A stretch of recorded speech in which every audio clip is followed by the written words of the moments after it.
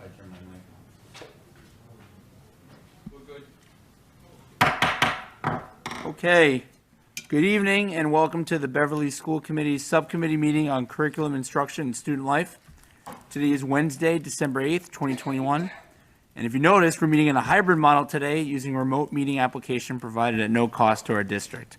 BevCam is kind enough to be broadcasting us tonight, allowing for public access to the portions of this meeting. This is allowed under the Governor's March 12th, 2020 order entitled Order Suspending Certain Provisions of OML MGL 30A Section 20.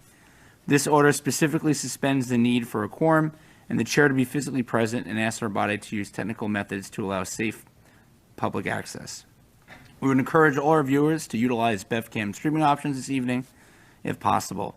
We're also trying a captioning tool while a long-term better solution is created citywide, and that's been said for 2 years now, so hopefully we got it.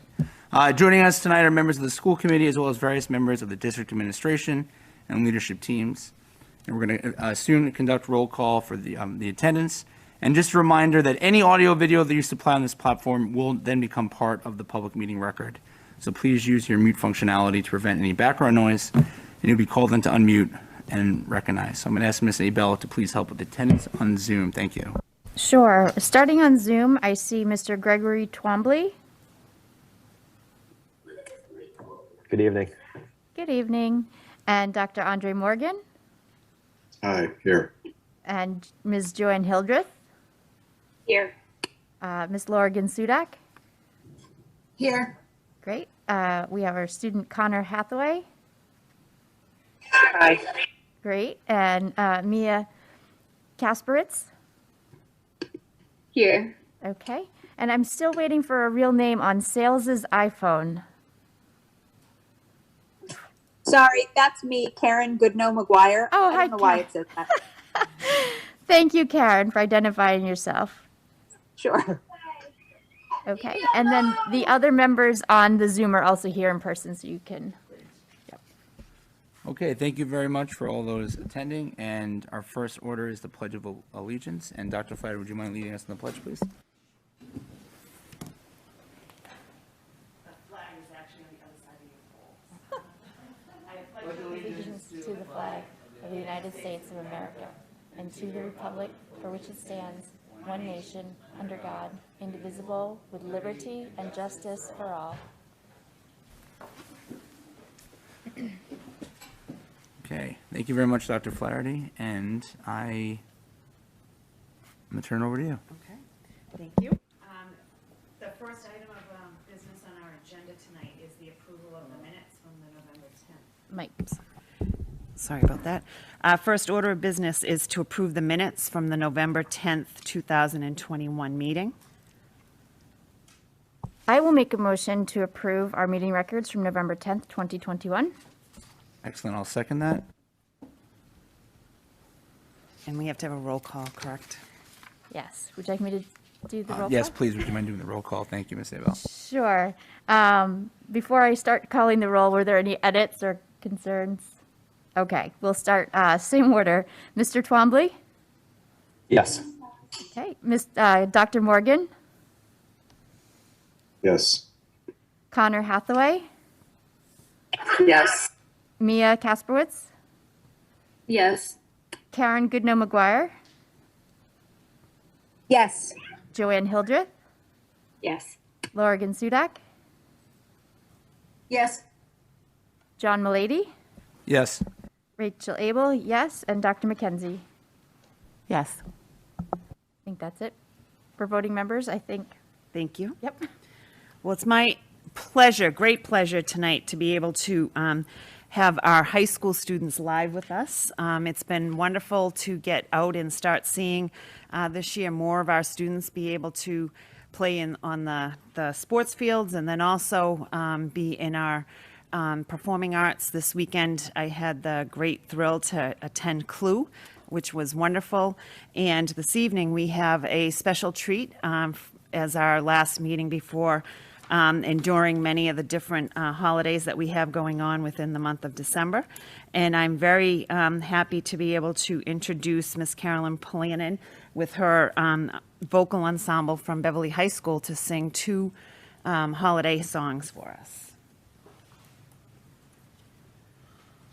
Yep.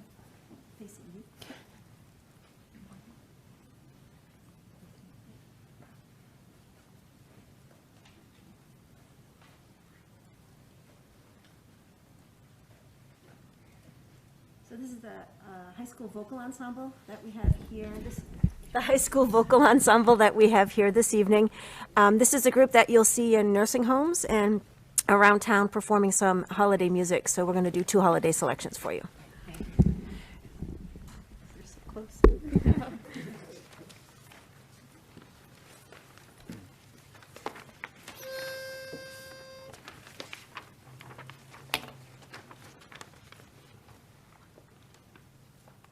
Ding, ding, ding.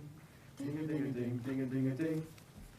Dong, ding a ding a ding, ding a ding, ding a ding a ding, ding a ding a ding, ding a ding ding dong, ding a ding a ding, ding a ding, ding a ding a ding a ding, ding a ding, ding a ding, ding a ding, dong, ding a ding a ding, ding a ding, ding a ding, ding a ding, ding a ding, ding a ding ding dong, ding a ding, ding a ding, ding a ding, ding a ding, ding a ding, ding a ding, ding a ding, dong, ding a ding a ding, ding a ding, ding a ding, ding a ding, ding a ding, ding a ding ding dong. Merrily on high, hear the bells ring, merrily the heavens sing. Merrily on high, hear the bells ring, o'er the earth they ding dong ding. Ding a ding a ding, ding a ding, ding a ding, ding a ding, ding a ding, ding a ding, dong ding a ding, ding a ding, ding a ding, ding a ding, ding a ding, ding a ding, ding dong. Ding a ding a ding a ding a ding, ding a ding a ding dong, ding a ding a ding a ding a ding dong, ding dong, ding a ding a ding a ding a ding dong, ding dong, ding a ding a ding a ding a ding, ding ding dong. Ding a ding a ding, ding a ding, ding a ding, ding a ding, ding a ding, ding a ding, dong, ding a ding a ding, ding a ding, ding ding a ding, ding a ding, ding a ding, ding dong. Merrily on high, hear the bells ring, merrily the heavens sing. Merrily on high, hear the bells ring, o'er the earth they ding dong ding. Merrily on high, hear the bells ring, merrily the heavens sing. Merrily on high, hear the bells ring, o'er the earth they ding dong dong. O'er the earth they ding dong dong, ding dong dong. Ding dong, ding dong, ding dong, ding dong, ding dong, ding dong, ding a ding, ding a ding a ding a ding dong. Merrily they ding dong ding, ding a ding, ding a ding a ding a ding dong, ding a ding, ding a ding a ding a ding, ding a ding, ding a ding a ding a ding dong, ding a ding, ding a ding a ding a ding.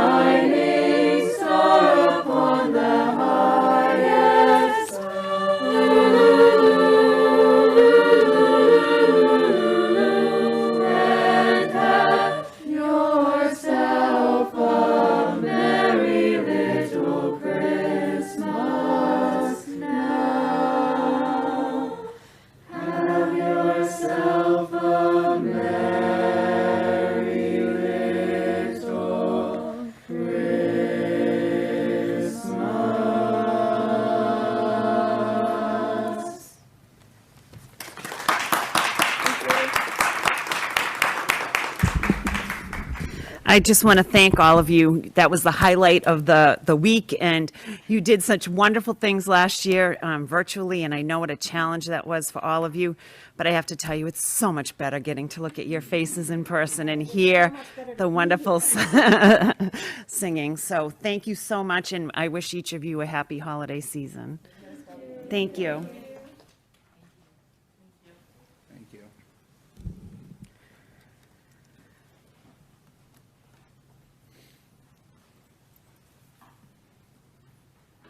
Well, I believe that we'll continue, and hopefully that will set a nice festive and happy tone for the rest of the evening.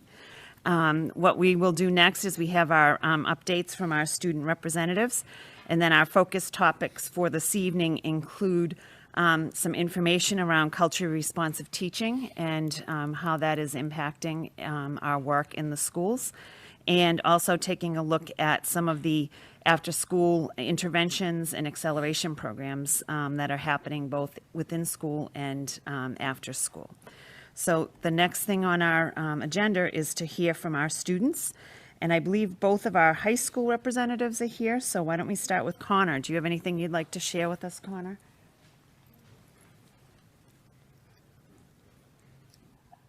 Yes, of course. So like I believe Dr. Flaherty said, we had our performance of Clue this weekend, which was absolutely phenomenal. I think it went amazing. We had great attendance, a great audience. It was a lot of fun to do. We also have tomorrow, we have our informational meeting about our spring musical, Anastasia, which I'm very excited for, to finally get on stage and do another musical, my final musical with BHS, sadly.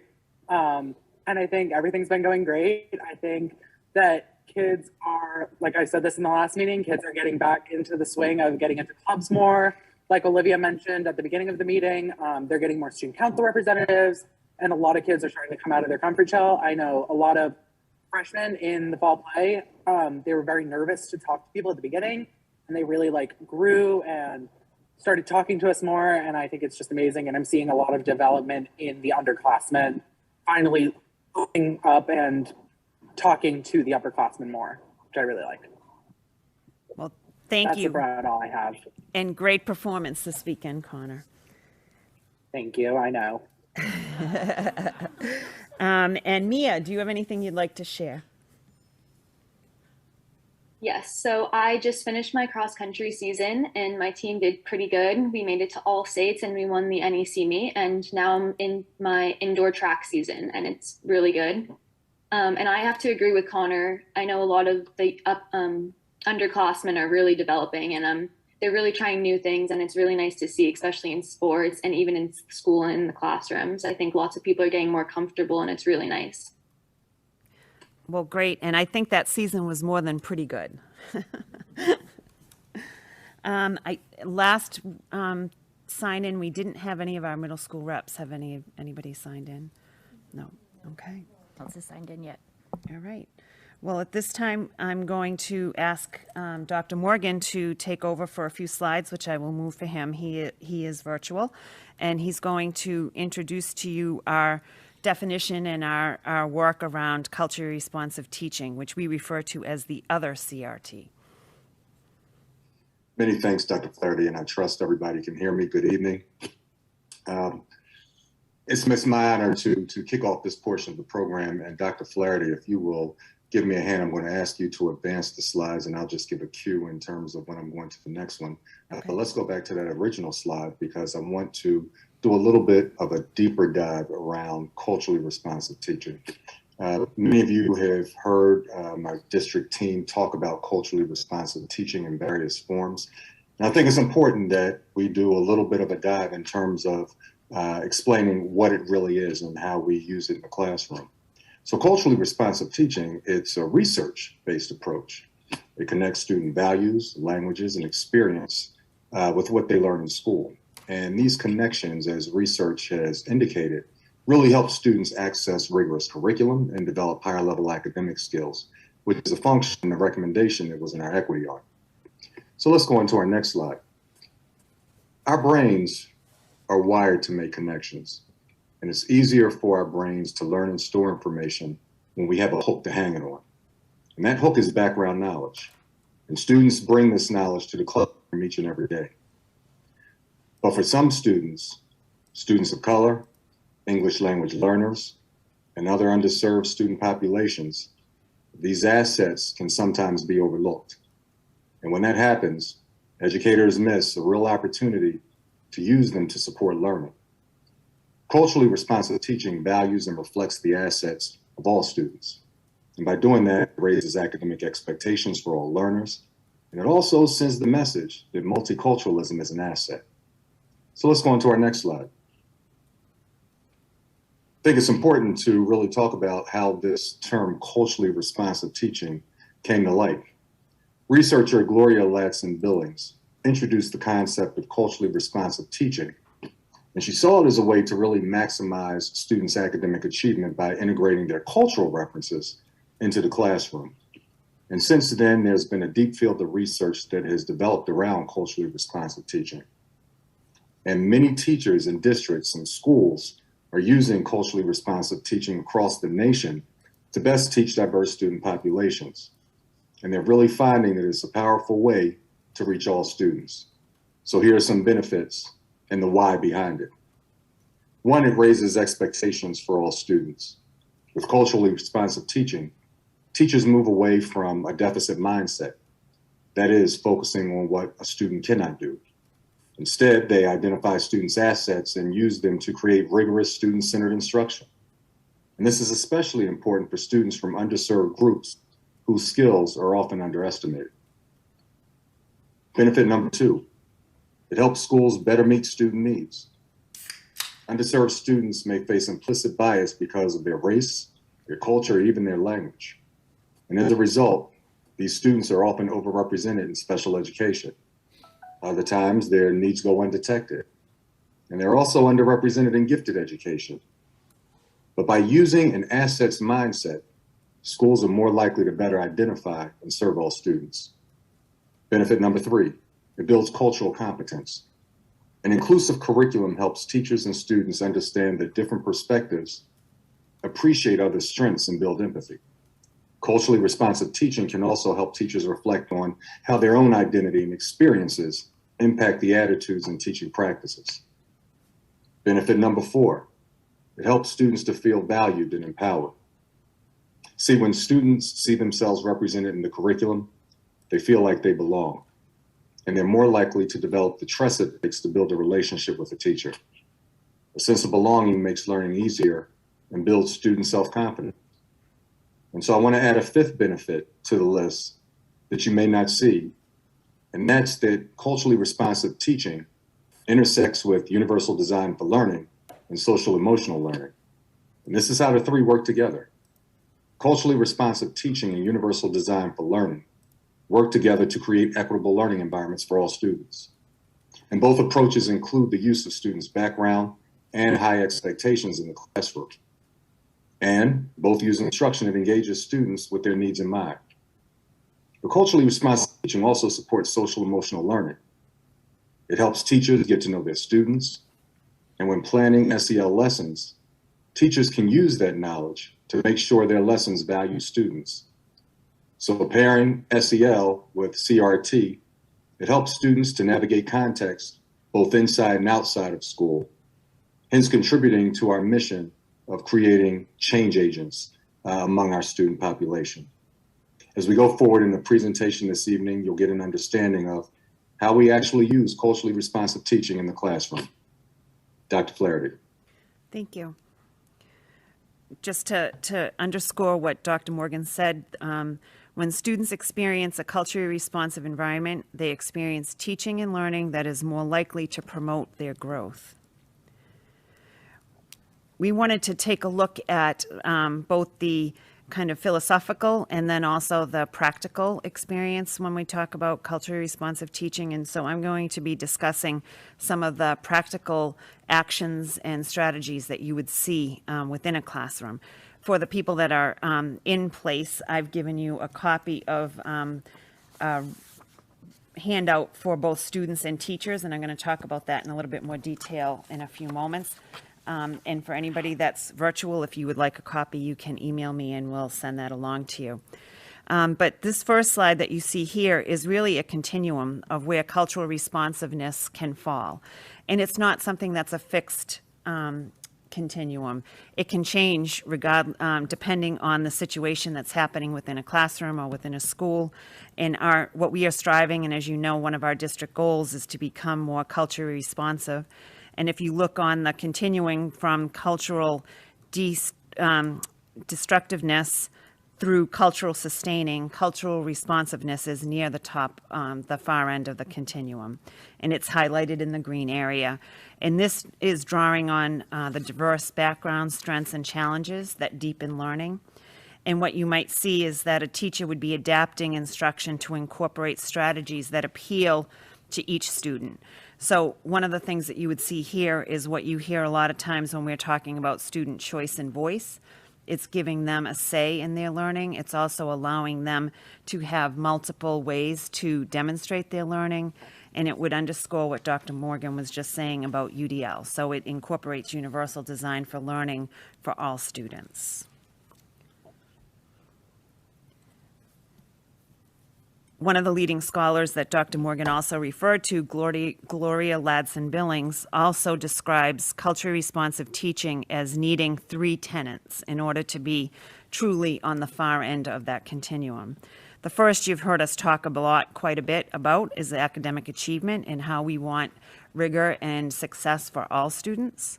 And that's when educators hold high, transparent expectations for all students and provide the scaffolds that universal design and the multiple means of support in order to allow all students to achieve at high levels. The second tenet is cultural competence. And this is when educators understand and are aware of their own role and their own biases, but they also understand how culture can play a role in education, and they work actively to know and affirm each of the students' backgrounds within their classes, and then they foster an understanding and a way to honor those cultures within the work that they're doing. And so this is also an area where you would want to see multiple perspectives when we're looking at different things in learning, and so that everybody's voice is heard and students see themselves reflected in the curriculum. And then the third tenet is when educators and students partner together to identify, analyze, and work to solve systemic inequities that they see within their own communities and in the more global world. What you'll see here and is in the handouts is some really good work that DESE put together under the optic focus elements, and this was shared, it's on their website. And it really gives you specifics about what culturally responsive teaching would look like in the classroom, so that it's not something that's philosophical, but you can see the actual actions that you would see within the classroom. Now, there are 7 categories that they provided information for, and when you get the information on the website, it's multiple pages. So each of those strategies had each of these categories listed separately, and so it's very long. And so we wanted to find a way that would make it more tangible and usable by both teachers and our leaders as they're doing learning walks. And this is, so we actually also taught it in a bingo game. So we turned these into bingo cards when we were teaching our administrators about it at the Summer Institute. And having this on one document allows them to easily have it with them during a learning walk, or to be able to focus and point to different categories when they're meeting with teachers. So in this, you'll see the 7 categories are across the top, and we made each category a different color to make it more visually appealing and easier to highlight. And so the 7 categories include subject matter knowledge, well-structured units and lessons, adjustments to practice, student engagement, meeting diverse needs, safe learning environment, and high expectations. What you'll see on this slide is a screenshot of 2 of the categories, but each of these categories has somewhere between 6 and 11 actions that you'll see. So I'm going to give you just one example so that you get a sense of what we're talking about for each of the categories. So under subject matter knowledge, a teacher would implement questions takes tasks and activities that are aligned to grade level standards. I'm just going to read the first line across. For well-structured units and lessons, the action you would see is that the teacher implements lessons that meet grade level learning targets. An example of adjustment to practice could be that the teacher collects meaningful data throughout the lesson so that they can understand students' understanding throughout the learning process. Student engagement would be providing multiple options for students to engage in learning and to demonstrate their progress. Meeting diverse needs, the teacher provides scaffolds and supports based on student data, as opposed to preconceived notions and/or biases. Providing a safe learning environment, they would provide positive feedback that celebrates big and small successes for all students. And for high expectations, they design lessons to meet a grade level learning target. And what you'll see, which we thought was very important, is that it looked and provided information not just from what the teacher's actions would look like, but also it provided some information around what students' actions would look like if they were participating in a classroom that was culturally responsive. This is actually the entire rubric. Theirs is only on one page, so I was able to include all of that on this slide. And I'm going to highlight the orange box so you can see in the exact same categories what it might look like from a student perspective. So for students in a classroom where subject matter knowledge is important, you would be able to see that students can use precise and academic vocabulary. If they're using well-structured lessons, the student is able to understand and can articulate the purpose for the lesson and the unit. Under adjustments to practice, students provide feedback to the teacher and they feel comfortable in sharing how their learning and experiences are going within the classroom. You will see students collaborating with each other. For meeting diverse needs, the students will be able to have access to multiple supports beyond the teacher, and they know where they can turn to do that. So you may see peers that are working together. A lot of times you'll see teachers have 3 different avenues that a student should take first before they approach the teacher if they're working with other students. In a safe learning environment, the student will be able to support one another with learning and well-being without prompts from the teacher. So it becomes a compassionate and caring environment. And for high expectations, students will be able to ask questions to support their own learning. So again, that links back to student voice and choice and giving them some ways to explore their own passions and interests. I'm going to stop and see if there's any questions about this, because then we're going to move into our second focus area, which is to look at some of the activities that are happening both within the school day and after school to help support student learning.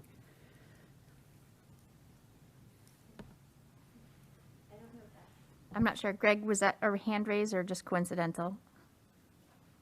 Coincidental. Yelling at Mike. Thank you.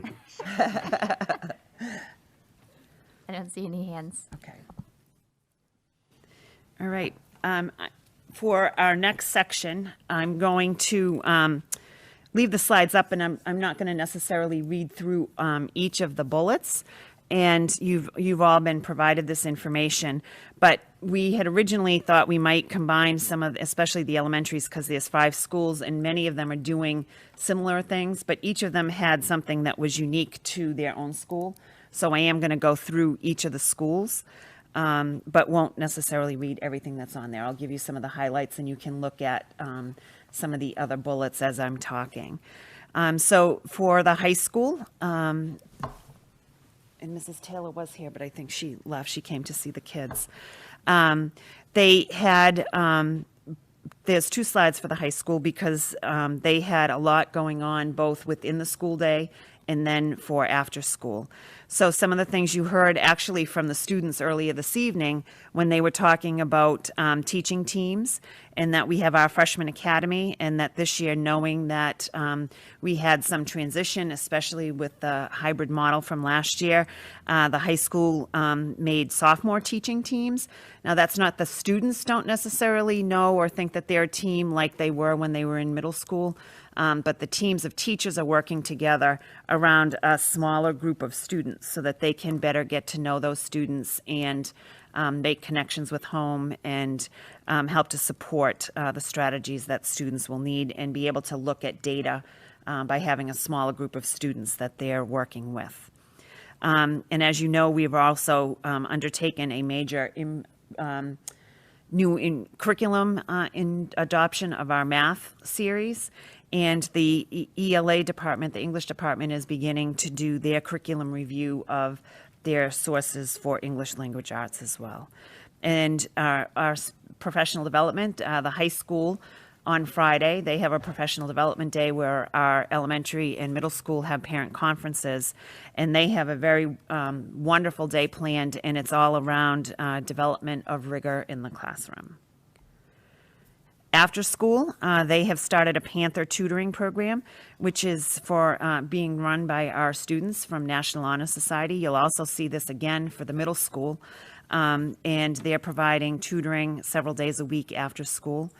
We have our outreach counselor that is working on really following students with attendance struggles and trying to work with students and families as to following up to find out why attendance is a struggle for them this year. Mrs. Taylor previously had described to you the mentoring program they have with staff working with a smaller group of students, trying to make sure that they have personal connections within the building, and they're following up on weekly check-ins for both staff, for both grades and attendance, and just to check in to see how the students are doing. Prowl is a program, an SEL strategy that is, you'll see, used widely and promoted widely throughout the high school. And the acronym stands for Participate, Recognize, Organize, Want, and Learn. And they are using this throughout their advisory programs. And you heard Julie Ferrara speak earlier this year about our Brilliant Pathways, our College for Every Student leadership program that has started. Mr. Trombley, please feel free to jump in on BMS as well. But the National Honor Society students at the high school have come down to do some tutoring at the middle school several days a week. They also have a new outreach counselor that is working with families and as well as guidance counselors working on that transition from 8th to 9th grade and on attendance and students that are struggling emotionally this year with the return to school and trying to support students that are struggling. We're implementing new math curriculum in grades 6 through 8 with Reveal, and grade 5 has also adopted Zern this year, which is a carryover and helping with the transition, we hope, from the elementary school level. We have a new math coach who is also working as a math interventionist with grades 7 and 8 and going in to co-teach, and then also working to pull and work with individual students who are struggling. They've adapted some new courses into the global apps categories, which are more shorter and more, not everybody's getting them, but they're cycling through and trying out some new courses that I think you'll see being piloted and then coming to the school committee for adoption into the program of studies for the future. Mantra Mondays will be coming back after Mrs. Oliver talked about this last night at the community conversation, that Mantra Mondays will be really blossoming again after they return from the holiday break. Peer leaders are doing a lot of work around No Place for Hate and have done presentations and have future programs in the works for all students. And there's Club Connections for Equity, GSA, STEM, and that's an ever-growing evolution of different after-school activities, which we're actually going to be talking about at our January meeting and giving you a sampling and kind of an understanding of the breadth of activity that is available for our students, especially at the middle school and the high school. Greg, did you want to add anything into that? No, that was fantastic. Thank you, Dot. Going to move on to our elementary school levels. And you'll see when the Scholars Program is on every single elementary slide, and they have a lot of similar focus for K to 2, more towards literacy, in grades 3 and 4, going towards math. But they then also have some individualized approaches that they're using as well. AIRS has taken on a whole building mindset of trying to build a growth mindset. It's in their professional development. They're really trying to promote and use the word yet. And so that students know that it's okay to make a mistake, and that's really where some of your best learning can take place. And if you see the picture next to the words here, that was actually made by a student and is hanging in the hallway. So you can start to see that it is starting to be embedded into the mindset of the building. Dr. Flaherty, Principal Hart has joined us. Oh, just to okay, let you great. know, as well as audience member Lindsay Ducharme. Okay, great.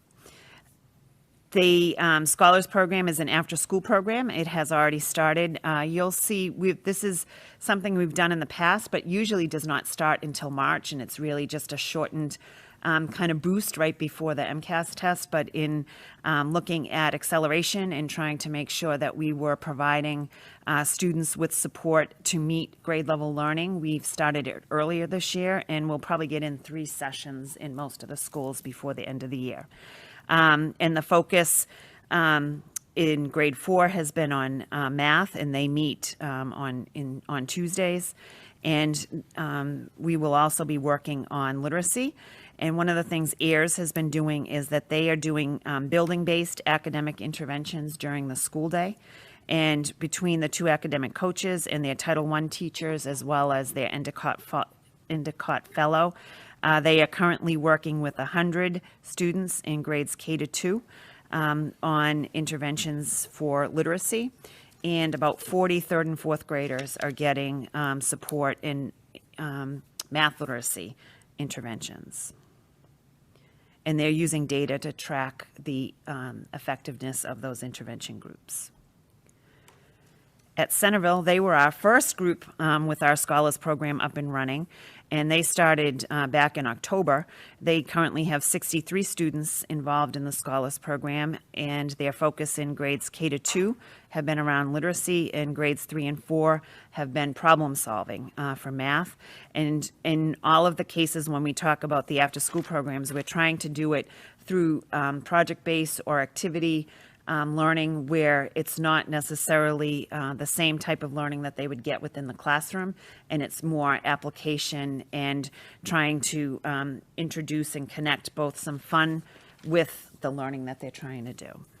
And along with that, at Centerville, they're doing 30-minute fitness sessions each week for the kids that are doing the after-school club to get the blood flowing up to the brain before they get started after finishing a full day of school. They have also implemented Read Live interventions for 16 students in the morning sessions. So they come in early and start before school at 7:35. So that's a real commitment on behalf of kids, parents, and guardians, and the teachers that are working with them. And Centerville has put a real focus on social emotional literacy, and they're doing weekly specials for all the kindergarten classes that are being run by their SAC and the fellow around the zones of regulation, and also using literacy for SEL lessons in the library. Cove has 2 separate sessions running. One is for grades 1 through 4, and you can see here that they're working on literacy in 2 different categories. For the upper grades, they're working on comprehension and close reading strategies. And for grade 1, it's looking at reading, spelling, high-frequency words, and blending strategies, along with decodable passages. And for grade 2, they're looking at foundations, fluency, and decodable text. They will also have also started a session for math in grades 3 and 4, and that meets 1 day a week, and that's working on building critical thinking and problem-solving skills. Cove has also put a focus on, you heard back in the strategies when you saw our students that were in a culturally responsive classroom, academic vocabulary was one of the categories that you would see, and they have put a real focus on focusing on the use of academic vocabulary and discourse. Hannah has 63 students in grades 1 through 4 participating in their after-school scholars program in both literacy and math, 3 hours a week. They've also welcomed just recently, within the last few weeks, a math support teacher who is partially Title I and then partially funded through ESSER. And that person is going to be working on both intervention and enrichment. So they'll be working with students at both ends of the spectrum. And I got to meet her and watch a class the other day, and she's a wonderful addition to the Beverly Public Schools and to Hannah. Hannah has also welcomed back their Science for Scientists, and that's an enrichment program after school for grades 3 and 4, working on science experiments, and it's linked to the next generation science standards. North Beverly, they are working with, as you saw, they got one of the grants earlier this year, and they're doing a lot of work around interactive read-alouds using their new culturally responsive library. In January, they will start their scholars program, and they're going to be, again, focusing on literacy in the early grades and math in grades 3 and 4. They have some high school students that are coming down for an after-school program called Girls in Science, and that's for students in grades 3 and 4. And their specialists have reached out and created a new Google Classroom that can help to keep parents informed about what's going on in the special classrooms. Like art, music, PE, STEM. And grades 2 and 4 are really using their primary source and cornerstones curriculum to do project-based learning. One last piece we want to bring in, and this is something Dr. Morgan and I have worked on. We've met with one company we want to pursue and compare with a couple of others that we see out there. To bring some virtual support. So we're seeing that we're trying to do the after school. The numbers are not necessarily as high as we would like them to be. And we also want to provide different options. So when we talk about meeting the needs of different learners, some learners need to be in person and they need that personal connection, while others, especially at middle school and high school, may have busy afternoons but could use help when they sit down to do homework a little bit later at night. And so we're looking at some programs that are out there that would provide virtual 24/7 support. And we hope to bring forward a company that would meet our needs sometime in January. Any questions?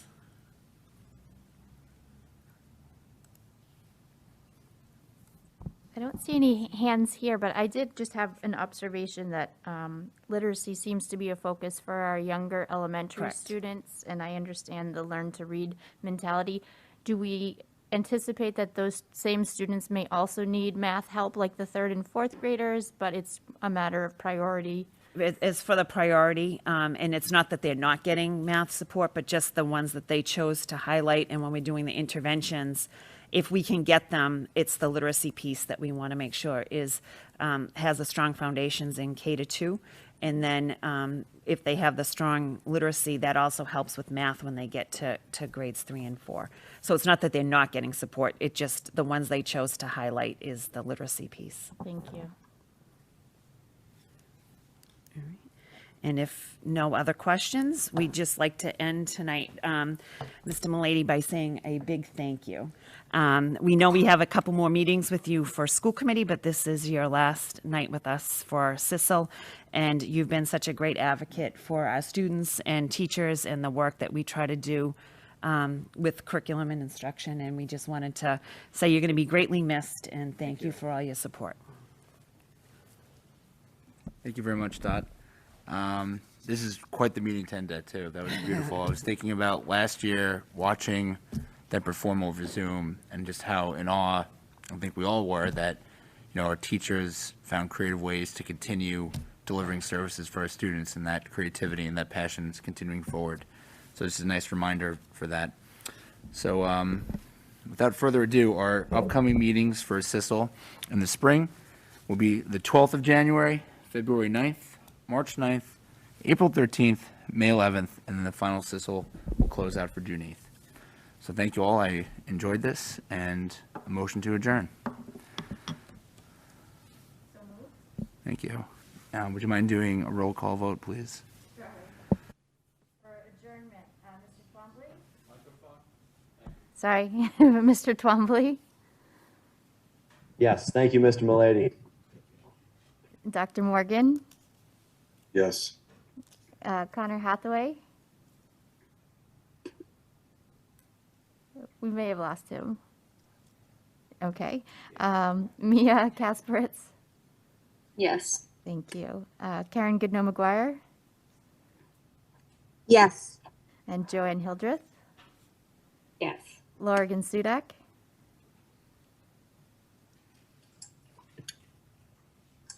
Yes. Thank you. John Milady. Yes. Bill Abel, yes. And Dr. Kenan McKenzie. Yes. We are adjourned. Thank you all. Happy New Year.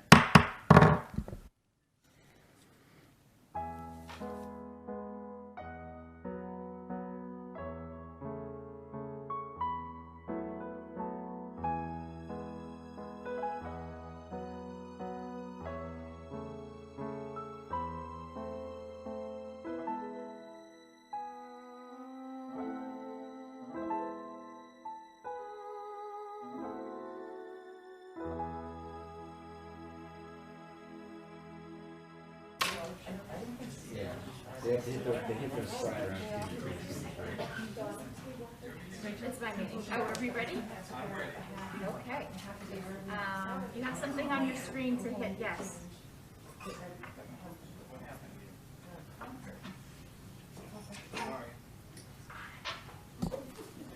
Okay. I see 7:30 on the clock. I'd like to call the meeting to order this evening. Welcome. This is the Beverly Public School Regular School Committee meeting. Today is Wednesday, December 8th, 2021. We are meeting in a hybrid model today using a remote meeting application provided at no cost to our district with some captioning. We allow for remote participation for the public to access the open portions of this meeting. We are also recording this meeting and being broadcast and streamed by BevCam. Thank you, BevCam. On June 16th, 2021, the governor extended permissions via the Chapter 20 Acts of 2021, which, among other things, allowed public bodies to continue to hold meetings remotely until April 1st, 2022. This specifically suspends the need for a quorum and the chair to be physically present this evening and asks our body to use technical methods to allow for safe public access. We would encourage viewers at home to use the BevCam streaming options this evening if possible. And as a note, Beverly has prior approval from the Attorney General for remote participation, although the difference would be that the chair and quorum would physically be present when the act expires. So tonight is a regular school committee meeting. This means we do have an agenda item for addressing the body during our meeting. The sign-up sheet is on the table right over on the other side of the column. Oh, Ms. Bergeron has the sign-up sheet if there's anyone in attendance that would like to sign up, and we thank those who signed up in advance. Also on our agenda this evening, we have an executive session planned, but we will return to open session for our final agenda item of the evening. This means at the time that we enter executive session, we'll kindly ask members to either go to the waiting room on the electronic platform or step out into the cafeteria if you're going to stay with us. We anticipate that executive session should take no longer than 15 minutes, but give us some flexibility. And we will invite you back into the meeting before any action is taken. Joining us today are members of the school committee and various members of the district administration and leadership teams. I will be conducting a full roll call of attendance since we have a hybrid model, and I'd like to confirm that participants can hear and see us. Please do remember that any audio or video that you supply on this platform will become part of the meeting record, and as such, we encourage those at home to use the mute functionality, and that will help prevent background noises as well. So I'd now like to conduct that roll call to ensure that we are all able to hear and see each other this evening. I did get a note, Mayor Cahill will be along in just a moment. We will include him as soon as he is able. In person, we have Kimberly Coelho. Here. Thank you. And Dr. Kenna McKenzie. Here. Ms. Karen Robinson. Here. Mr. John Mulady. Here. Ms. Lorinda Visnick. Here. And I'm Rachel Abel. We also have Dr. Sue Turocek. Here. Dr. Dorothy Flaherty. Here. Ms. Jean Sherburne. Here. Dr. Andre Morgan is remote. Here. Very good. And Ms. Erin Brown. Here. And Ms. Bethany Splansky. Here. We also have Ms. Donna Bergeron. Here. Online, we're joined by Dana Krushank Here. and Jody Elder. Here. Okay. And then we have a member of the public who signed up to speak. Ms. Lindsay Ducharme is present remotely. Here. Okay. Thank you. Thank you. Okay. What's that? Oh, Hollis Colby. Our student representative is very much present, and we appreciate you being present for the Student Advisory Council as well as CISL as well. Thank you. Thank you. Sometimes the people sitting right in front of you, right? So, okay, Hollis, thank you. This evening, our agenda items are first our call to order, which we've accomplished. Our next item is the Pledge of Allegiance. And Mr. Mulady, would you do us the honors? I pledge allegiance To the flag of the United States of America and to the republic for which it stands, one nation, under God, indivisible, with liberty and justice for all. Oh, okay. And thank you. This first one is tough. The first item is a recognition. We are recognizing Mr. John Mulady. He's an outgoing school committee. You can't hear us. Oh, it's on for BevCam, so I'll project my voice this way. So tonight we're here to recognize Mr. John Mulady. He's our outgoing school committee vice president. He's served for 6 years on the Beverly School Committee. And we're going to present him with a few items, but I thought I would just say a few words to begin. So John Mulady and I joined the Beverly School Committee together 1,000,000 years ago, or 6 years ago if you took away the unprecedented times in which we've served. It has been 3 terms of advocacy, reflection, and a fair amount of elbow grease. Mr. Mulady has brought us thoughtful draft resolutions, compassionate calls to action, and bucket loads of heart. He's brought these each and every time he's stepped to the table. The students of Beverly and our community owe a debt of gratitude to Mr. Mulady, who has served with so many hats: the politician, the parent, the educator, and the humorist. I am humble enough to know that I cannot offer sufficient enough words, anecdotes or otherwise, to encapsulate the hundreds of hours of meetings that we have shared together. But suffice it to say, I will miss his wit, his perspective, his lived experiences that have enriched the body for the past 6 years. So thank you, John, for giving us your time, your intellect, your wisdom. Your service has been a gift to Beverly. To quote someone you recently connected us with, I feel like we fell out of the lucky tree and hit every branch on the way down, ended up in a pool of cash and Sour Patch Kids. We hope your break from the committee won't be forever and that you'll keep challenging us from the sidelines, Coach. And so thank you so much. I don't know if there's others.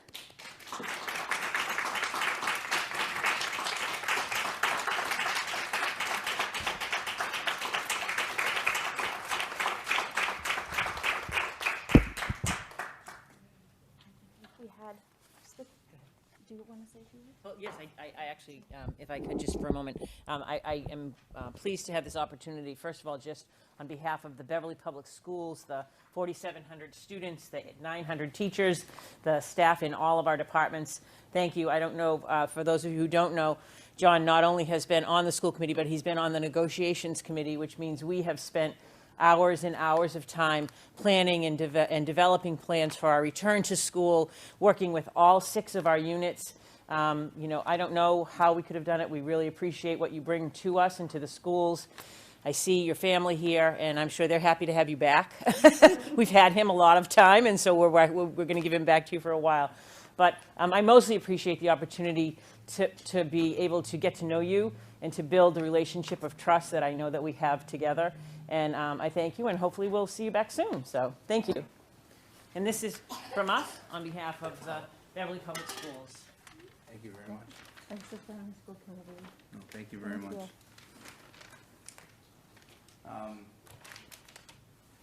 Well, thanks, Rachel. I got a preview of my wake, so I appreciate that. All right, so Kim, I'm going to sit down. Kim, this is my finale, so play some nice music like at the end of MASH. Really set the tone for the people at home. One of my favorite phrases is Irish exit. And for those of you not familiar with that term, it's basically there's a social gathering and you discreetly leave without saying goodbye to anybody else. All of a sudden you go to talk to your friend Sean Collins and poof, he's gone. And this like quick exit strategy is probably something you prefer, Lorinda. You're not one to like hug. So I really was thinking about just Irish exiting out of this term. Watching this meeting remote, raising a cold one in your honor, but because saying goodbye is tough for me, and saying goodbye to this lovely group is especially hard. But sometimes you have to do some hard things. So I want to express my gratitude to some people. Some of the first constituents that I ever met included Liz, different Liz, not my wife Liz, and Gavin and Leah Jones. And you guys really helped set the tone and helped me find my voice for the type of school committee person I would like to be. And I'd also like to express my gratitude to the members of the former committees that I served with. I know your advice, your kindness, and your inspiration was essential to me. And I'm the first to admit and acknowledge that I'm sure working with me is absolutely exhausting. I have that effect on people. And there were plenty of times where I called you and you looked at your phone and went, oh, God, it's John, now what? And I'm the brother you never asked for. And I say that because I really felt like the committee, we're a family. And from you, from this current committee and school administration, I have some big lessons that I learned over the past couple of years. I learned the power of compromise, something that has gotten lost on the national stage, but it was alive and well here with us. I saw the importance of asking really hard questions, of exposing your vulnerability. And most recently, I experienced true grace under pressure. And I'm moved by that. So thank you all for listening to me. Thank you for sharing my ideas, my passions, but most importantly, thank you for modeling true public service. To our incredible staff of teachers, administrators, members of our food services, our paraprofessionals, members of the transportation department and the clerical departments, thank you so much for your commitment to our students, to our kids. I'm biased because I believe that education's that's me, Mary, yep, I'm still going. She's trying to play me off because it's bedtime. Education's the best profession in the world. It requires empathy, it requires grace, it requires patience. And as educators, we get to experience so many joyous milestones with our students, ranging from losing a first tooth, watching our students get their driver's license. Sometimes it's a scary thing. They share news with us about making varsity, making first chair, getting into the play, sometimes even asking us to write letters of recommendation and getting into college. We understand the joy of helping a student achieve their potential, of reaching that new accomplishments, and helping them do great things. And at times, as teachers and educators, we're a source of comfort, we're a source of support, and if we're lucky enough, we're a source of inspiration. So I want to say thank you all, and especially the members of the BTA and the other bargaining units that I've spent so much time with over the past years.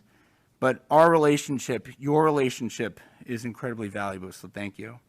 And then finally to the administrative team, Sue, Dot, Andre, the three doctors. You are the best people for this job. and I want to say thank you so much for helping our community move forward. Being chosen by my neighbors and friends to represent them has been such an incredible source of joy and pride for me, but none of this could have been made possible without my wife, Liz. Everybody here tonight understands the job that this toll takes on our families. Every meeting means we're away from the ones we love, and over the years, that time adds up, and it's time that we don't get back. Lizzie, you've given up so much so I can be here tonight. You rearranged your schedule. You're CEO, CFO, and COO, and quality control. You ran dinner, you ran bass, and you did bedtime solo so I could be at meetings like this. Let's face it, there were a lot. But not once did you say or do anything that made me feel guilty while I served. You're an incredible mother, an amazing wife, you're my better half, and now it's all public record. And I noticed, as I've been talking to people about my intern in the school committee, they often said very sympathetically how bad they felt for us, about how challenging this past term had been. And they had kind words and kind phrases like, nobody signed up for this, or you were all in a lose-lose situation. And I gotta say, at first, like, I agreed, like, yeah, I did not sign up for this. Nobody did. But then I began to realize, like, oh my God, we were so lucky. We were so lucky to have this job at that time. And this part-time job, yeah, at times it was a full-time burden. But at a time when so many people were helpless and they felt confused, we were the fortunate ones. When many people were out there suffering and there was a lot of uncertainty, there were many people who would have taken my burden over theirs. Our burden would have been someone else's blessing. And we were lucky. We got to make the tough decisions. We were the ones that got to weigh the options, dig down, do the work, and at the end of the day, make the really, really tough calls. To have complete strangers share their concerns and their fears, their anger with us, that really is a privilege. That was a blessing. And working with our bargaining units over Zoom and later on in person, that was a privilege. So the privilege is going to continue with you all. There are more tough conversations to be had, there are more issues to tackle, but you got to go on. You got to draft more budgets, create new policies, and represent our community. Most importantly, you get to represent our community. And you know it's going to be challenging, and it's definitely going to be exhausting, but also it's going to be incredibly rewarding. So it was an honor to share this experience with you all. And I hope that at some point during your next term, you're going to leave a meeting, you're going to feel inspired, and maybe even a little bit gratified. And at that point, before the meeting adjourns, look around the room at all these beautiful, hardworking people, and to quote Vonnegut, say to yourself, and if this isn't nice, what is? Thank you all very much.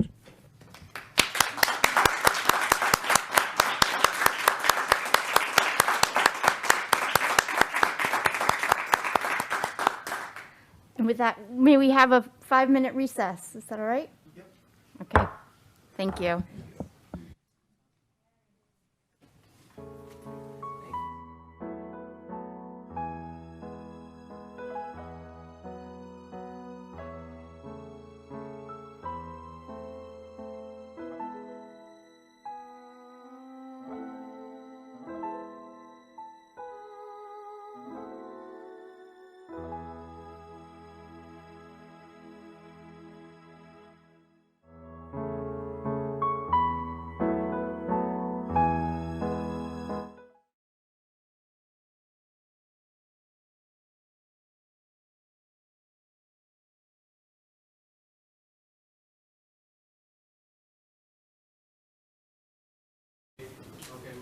Okay.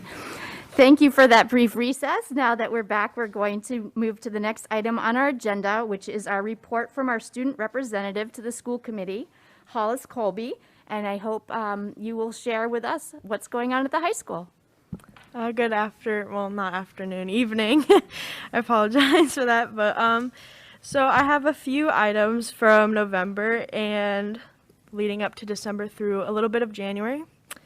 On November 24th, BHS had a half a day, and we also had a pep rally, and groups like the senior football players and also the cheerleaders, color guard, and drill team, JROTC drill team, had performed at the pep rally, and it was a good time. November 25th was the Thanksgiving game, and Beverly had beaten Salem 60-28. And Beverly High School and Salem High School marching bands had performed their halftime shows. And in December news, December 3rd through 5th, BHS students performed the 4 shows of Clue. December 6th, PSAT scores were put out to juniors and seniors if they took them.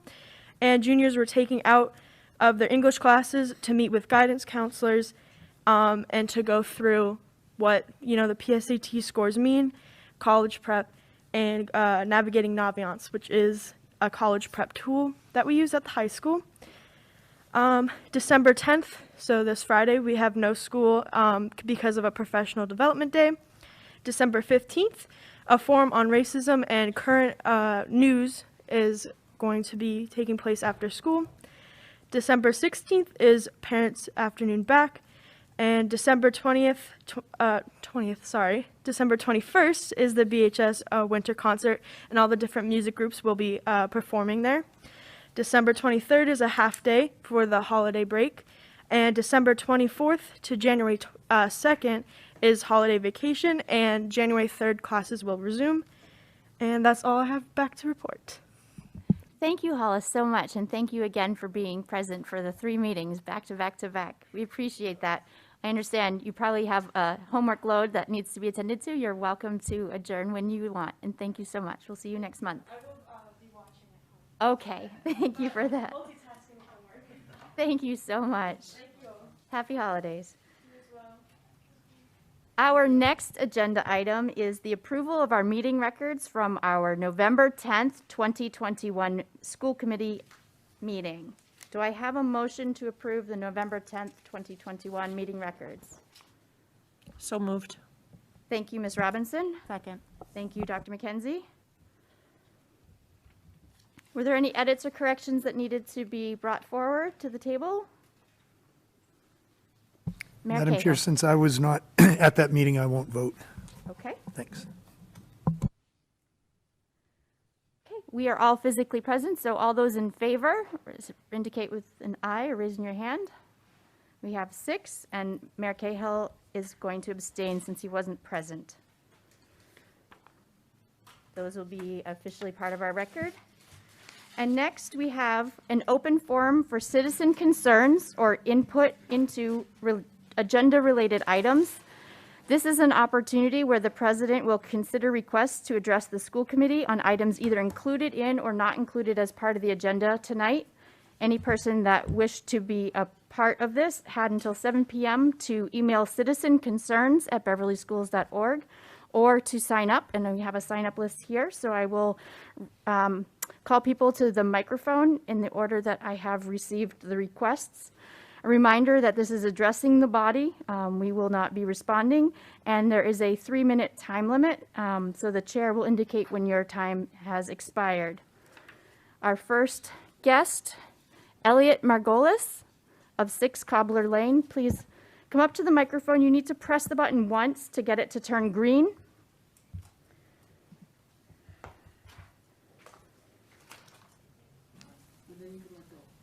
Yeah, just press it once and you just have a seat.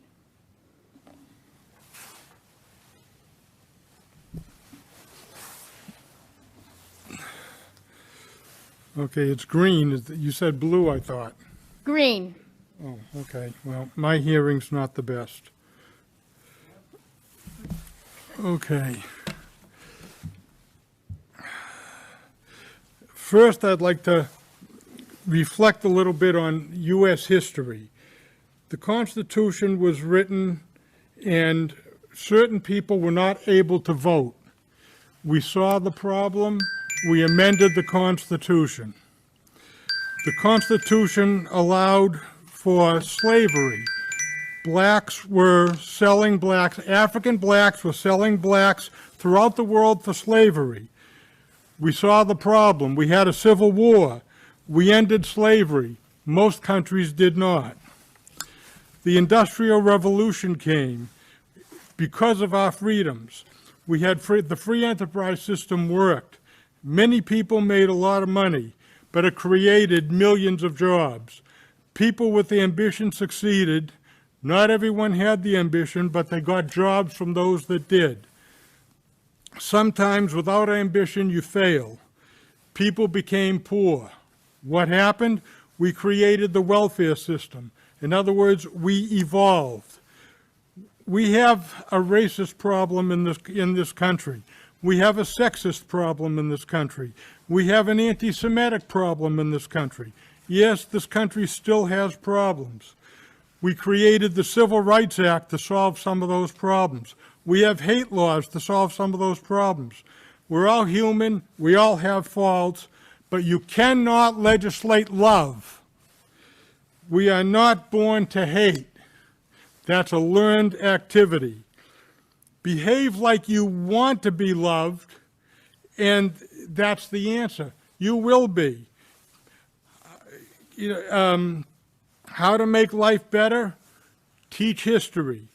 The United States is the most prosperous country in the world because we have a free society, and people from all over the world come to this country to live because of the opportunity. The United States isn't perfect, but we work towards it, as I've shown. As humans, we know utopia cannot exist. Liberalism teaches utopia. You say CRT is not taught in Beverly. It is.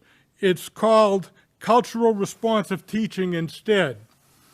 No child should be taught that they are racist or they are not good because the skin color is white, like CRT teaches. To teach history objectively, kids will learn how this country has evolved. Don't erase history, don't destroy statues, learn from them instead. The money we spend doesn't matter whether you're black or white or whatever you are. The money you spend creates jobs and makes people be able to take care of their families. Black Lives Matter is a racist, Marxist organization, and it admits to it. Thank you, Mr. If Margolis. Black Lives really mattered, time is they would expired. be in Chicago, Detroit, and lobbying for peace instead of lobbying for more kinds of... Thank you, Mr. Margolis. Your time has expired. Can't believe it. Next this evening, All right, just last thing. have Aaron Liberalism Waltz, does... 6 Iverson Liberals Road. don't understand the consequences of their actions. Do we have some wipes if you'd like to have those available? Thanks. You're fine, okay.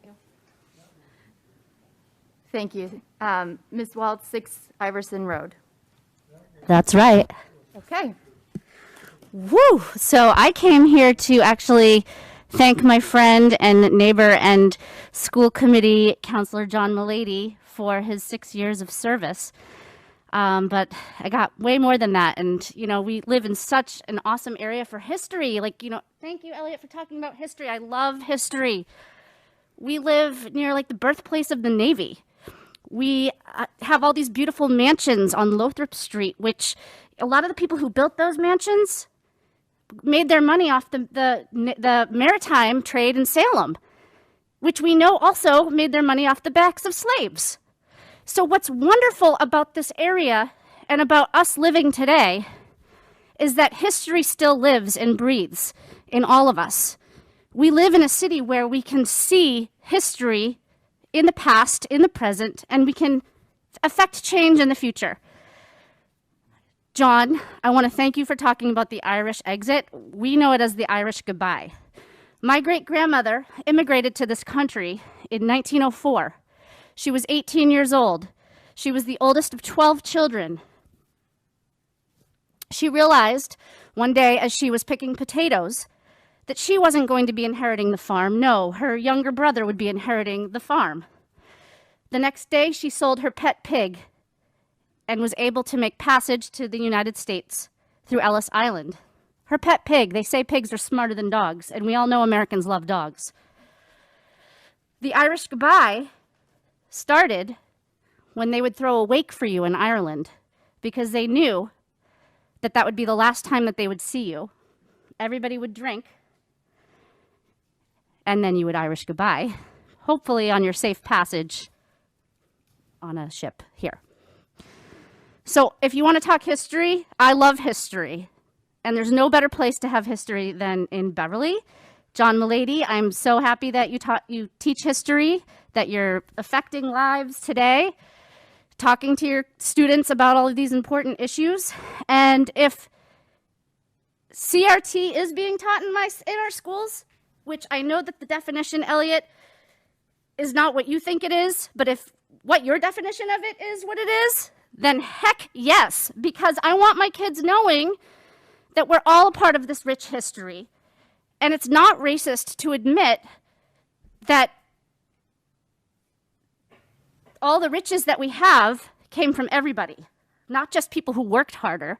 How about the people that worked those ships to make the money for those people on the plaques, the names on those mansions on Lothrop Street? Captain whatever. Who helped that ship? Anyway, I love history. I love this city. John Mulady, thank you for your service. Jeff Silva, I am very excited to be your constituent. Thank you. Okay. John. Thank you, Ms. Waltz. Our next person who's signed up is Ms. Lindsay Ducharme. She's joining us remotely. I'm going to switch the view real quick. Sorry. We have had Dr. Morgan in the room, and now we'll have Ms. Ducharme's. You have 3 minutes, Ms. Ducharme's. You're at 25 Bertram Street. Is that correct? Actually, at 31 Bertram Street. 31. 2 doors down. But thank you. Yes, Lindsay Ducharme, 31 Bertram Street. Thank you. So I came tonight to thank John for his time and his service. I want to echo again, just take a moment to appreciate that Aaron just addressed the first speaker. I'm not going to give that too much weight because I appreciate the work and the effort and the attention that we're spending here in Beverly. I think we're making some really great progress here, and I'd instead like to really take a moment to appreciate the folks that are here in the room and here on this Zoom that are part of having some of the deep conversations that we need to have so we can make experience in life here in our community and beyond a little bit better for everybody. So John, I want to say that when I first started inquiring about matters happening at the school committee level, you were kind and patient and encouraging and caring and responsive. I've continued to have that sense of you, and I'm not alone here in Ward 4. I'm not alone in that I've never felt embarrassed about a question, and I've always felt so incredibly confident about your leadership and your representation. I want to thank you for your time and your dedication, and it cannot go overlooked that your tenure included a really deadly global pandemic. Your deep concern for the well-being of our entire school committee has not gone unnoticed, and I greatly, greatly appreciate you, John. Thank you. Thank you, Ms. Ducharme. I had a student who had signed up to participate remotely. Is Connor? No, okay. And then I have 2 emails that the chair will read into the record. The first email was received from Rachel DeCiso of 178 Lothrop Street. She writes, "Good evening. There have been many issues with teachers and staff at the elementary level asking students during class time to share if they've been vaccinated or plan to be vaccinated for COVID. This happened to my child in class twice in 1 week.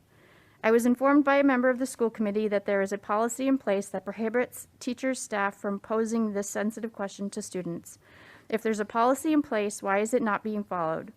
I am more than happy to share this confidential medical information with the school nurse, but it should not be asked in a classroom in front of others. That should go without saying. I shouldn't even have to be writing a statement about this. I want to raise awareness to the fact that putting children in a position where they are asked in front of their classmates to answer a sensitive question about subject matter that should be confidential, which has been highly politicized to a point where everyone has strong opinions on it, puts them at potential risk for bias from their peers, as well as from teachers and staff, especially when they are not vaccinated. After bringing this to light, I have received verbal feedback from a committee member and school staff that they have not thought about the potential bias and personal safety issues unvaccinated students could be faced with.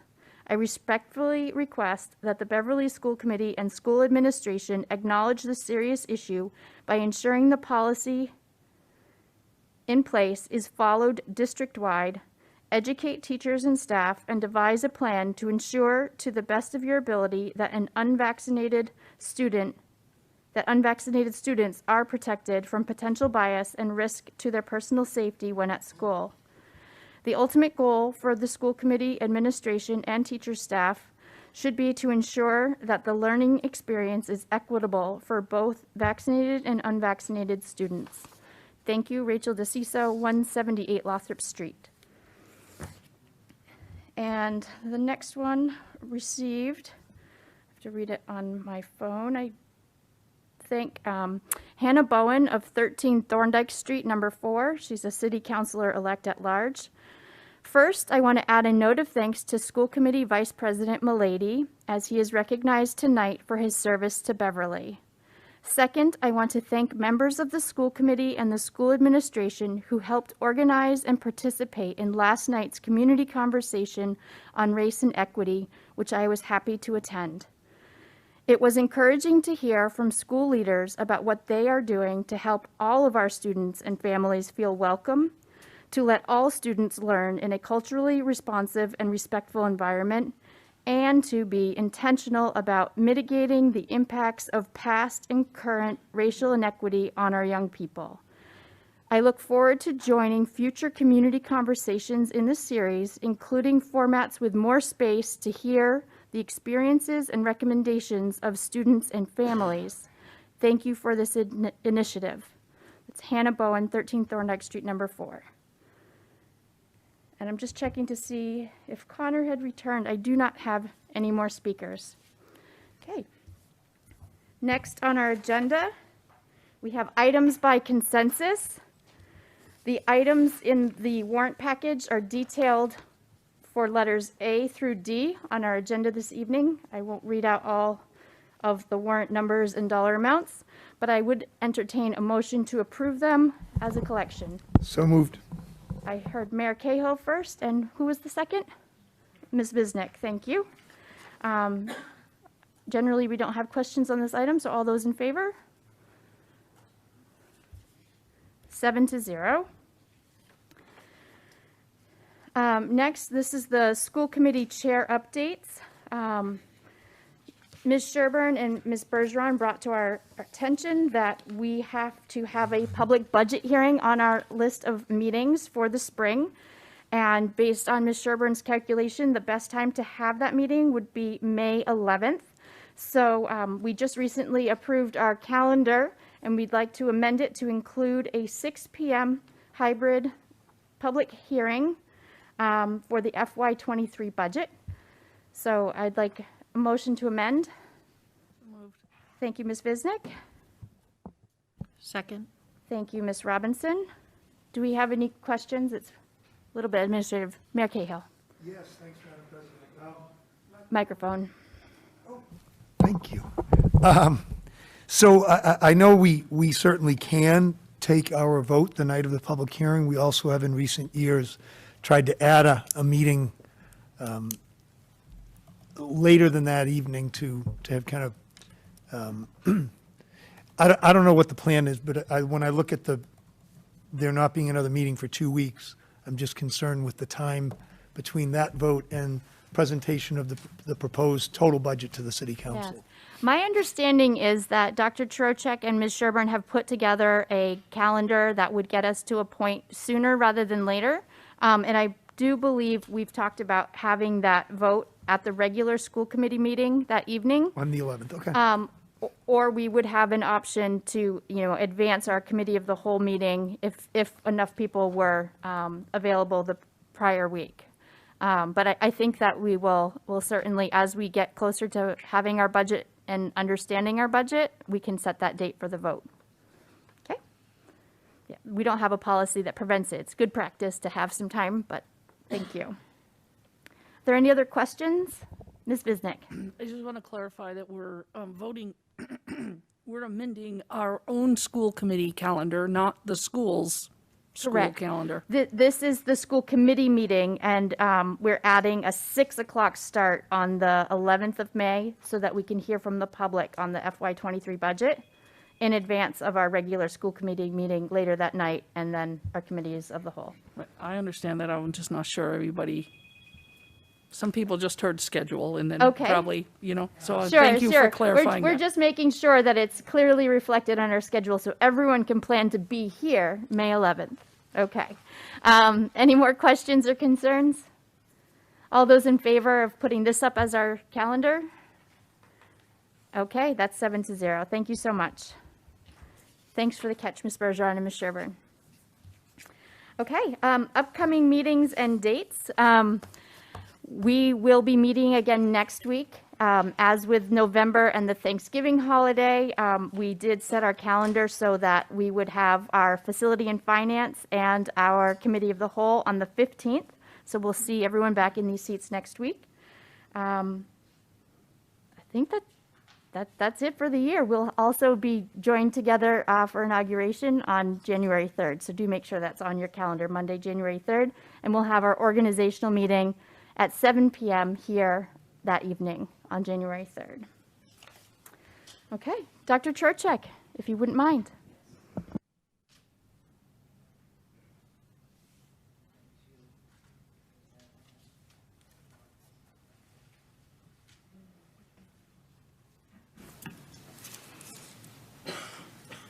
All right. So thank you. I have not a lengthy agenda item tonight, but I do have a few things that I want to review, largely in terms of a COVID update. I know we're all aware that things have been taking a turn in an uptick turn for all of our community, but I wanted to kind of present some information to you. So I think Jody Elder is on the line with us because I will call on her to kind of share with us some of this information that we have. So I'm going to go over some vaccination rates. I want to show you the updates that I did make to the COVID dashboard in response to your requests from the last meeting. A little conversation about the weekly rates as they're reported to me by our local Board of Health. Some conversation about some mobile vaccine clinics that we have coming up, and then just an update on what our test and stay numbers look for our community here in Beverly. So, I want to go, okay. So first of all, these are the vaccination rates citywide. This is as of December 6th on the mass.gov website. As you can see, our 5 to 11-year-old students are getting vaccinated at a pretty rapid rate. At this point, 49% of our students in the city of Beverly, this is the city of Beverly data, between the ages of 5 and 11 have had their first dose, with 7 being fully vaccinated. Our 12 to 15-year-olds, 86% of our students are vaccinated, with 77% being fully vaccinated. And the data is reported at 57% for our 16 to 19-year-olds, with 53% fully vaccinated. I'm glad that Jody's on the line with me here today, because in response to taking a look at this and in some discussion and conversation that she and I were having, we didn't feel that was actually representative of what we see in the high school. So I asked her to run the grade level actual students in our building numbers, and so I have a little bit of different picture of what that looks like for our high school. It has been a very busy couple of weeks, so I asked her to just run the high school. We will come back with you next week with information on the 7th and 8th grade, but we wanted to get this information because we were feeling like that 57% wasn't really representative. And as it has it, according to the MIIS dashboard and SNAP, which are the two places that we get our information on individual students, the vaccination rates are actually a little bit higher for our students at Beverly High School. So in grade 9, 65% have had 2 doses, with 68.2 having at least 1 dose. In 10th grade, it's almost 71%, with 74% having at least 1 dose. 11th grade is 70%, with 73% having had 1 dose. And in the 12th grade, 68% have had both doses, with almost 73% having at least 1 dose. So we have been trying to brainstorm together what some of the causes of the discrepancy between the mass.gov dashboard and our own. I think that one of the things that we came up with is that some of the students between ages 16 and 19 may be out of state and attending college, in the reporting of those of their vaccination status may not, they may be on our rolls as residents, but they're not here, and so we're not getting the information on their data. It could be that there are students in private schools that have that number deflated in a different way. We're not really sure, but these are numbers that are based on actual students in our building. So these are more reliable. It's a lot more tedious to drag this and extrapolate this data out. But it was much more reassuring to know that our numbers are actually a lot higher than were represented on the mass.gov. So Jody, I don't know if you wanted to add anything to that. I don't think so, Dr. Trocek. I think you covered it. So in addition to that, this is our, so I mentioned at the beginning, we've seen quite an uptick. It has been a very busy couple of weeks in the schools. I would say that if you see or know a school nurse, be extra kind to them. They are working extremely hard between the active cases that they're contact tracing, the test and stays that they have in place that they're administering, and the regular ice packs and belly aches that they deal with on a regular basis. It has been a very busy time in our infirmaries at the schools. These are our numbers that are published on our dashboard.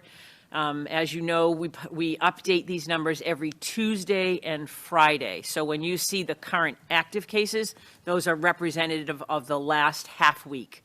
And so the numbers, we keep that every Tuesday and Friday updated, so anyone that's interested in following those numbers are able to do so.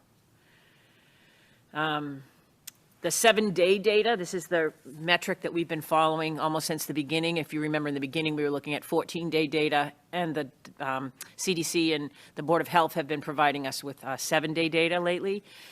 There's the picture, it's right there. 4 weeks ago, we had a 19.82 average daily incident rate, and now this week we have a 62.96 average daily incident rate. And actually, I think there was another week that had just come out that I hadn't had a chance to get on this, which was, I think, in the 90s. So we know that cases are increasing. We know that more people are being identified as positive when they go for testing. So that's something that's, we're keeping a close eye on. We're working within our schools to kind of make sure that we're utilizing mitigation strategies, that we're following. We actually have, I would say, taken a couple of steps back towards pre-pandemic, toward early pandemic mitigation strategies in some cases, and really being very conscientious on social distancing where we can, making sure that our protocols for hand washing and hand sanitizer and just all of the things that we can do, anything that we can do to help, we're trying to do within the schools. In addition, I met with Bob Shiroli, who is our new Buildings and Grounds, and Mike Collins, and particularly we were reviewing what are our cleaning protocols for the schools and how are we making sure that, we're keeping up with all of that. So that being said, we are offering, we have a second dose vaccination clinic, coming up in the next 2 weeks. This is for folks that received their first dose on, I think it was November 29th, or 26th, I'm not sure. This is a second dose clinic, so you would have had your appointment sent to you as a result of having your first dose at our clinic, and those that will be run tomorrow, Friday at the middle school. For those who are listening, and if you're part of it, we are actually moving it into the auditorium. So you'll notice signage when you come in that we're directing you in a little bit different. We've decided to change some of the layout of how we're working it based upon our experience the first time through. And then we have a follow-up clinic for the second clinic, which is also a second dose clinic for students that were vaccinated on that, I think it was a maybe November 30th date. So those are staged. You would already know if you have your appointments. There are no links to sign up because these are follow-up second dose clinics. We have scheduled another opportunity for a mobile vaccination clinic for children ages 5 to 18. This is open to all students ages 5 to 18 to receive the vaccine. We will again partner with Cataldo. It will be a 2-dose clinic. The first dose clinic being held on January 7th, and then a second dose follow-up on the 28th. So that link will be coming out to you shortly. We don't have the link yet. Again, that would require you to pre-register. If your child is between the ages of 5 and 11, parents are required to accompany them.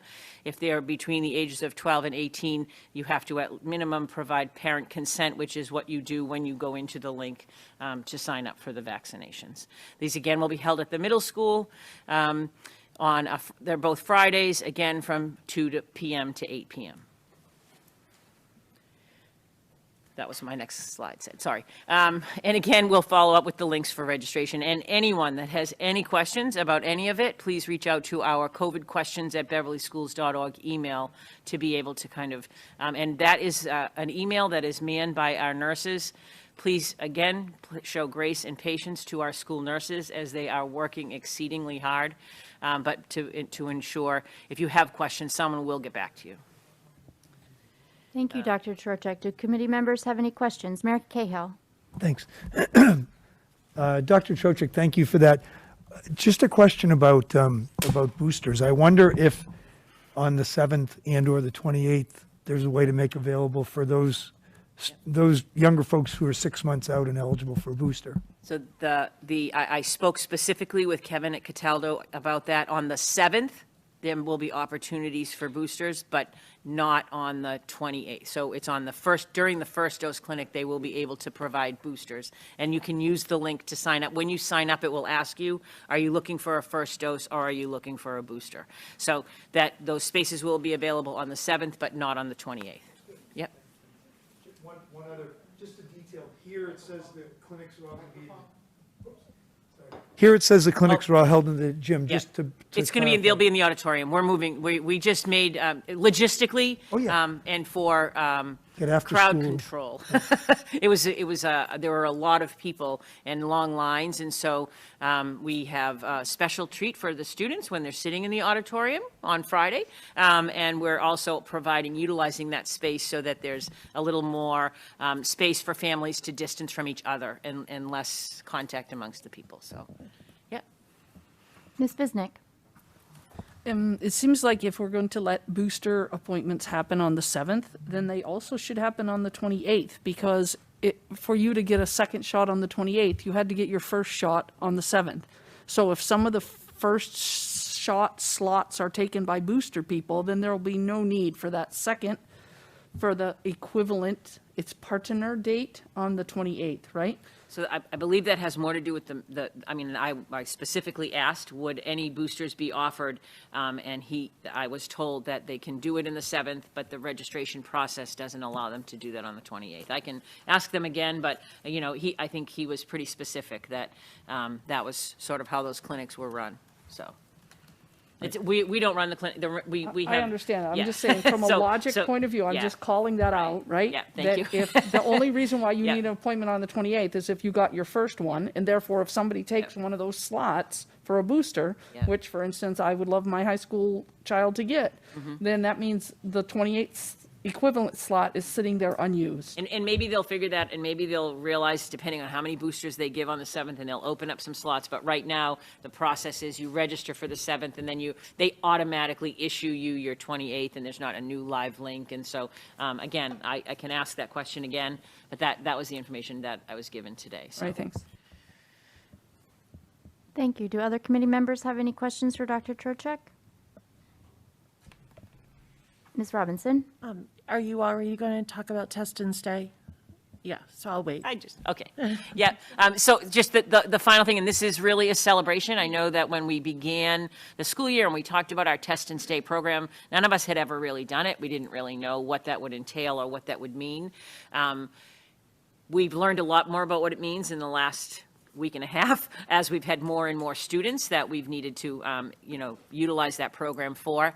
But I think what is really important to understand is that we have this was as of December 8th. This number has probably grown exponentially since then, but I think we took the numbers on Monday, so it's probably December 6th. 722 students have participated, tests have been administered in the Test and Stay program, which means that 700, and of those, some of them were symptomatic or, and I know, Ms. Visnick, Jody and I talked about the fact that it's off by 2, and we know you'll ask that question, but we stuck with our numbers because that's what we had.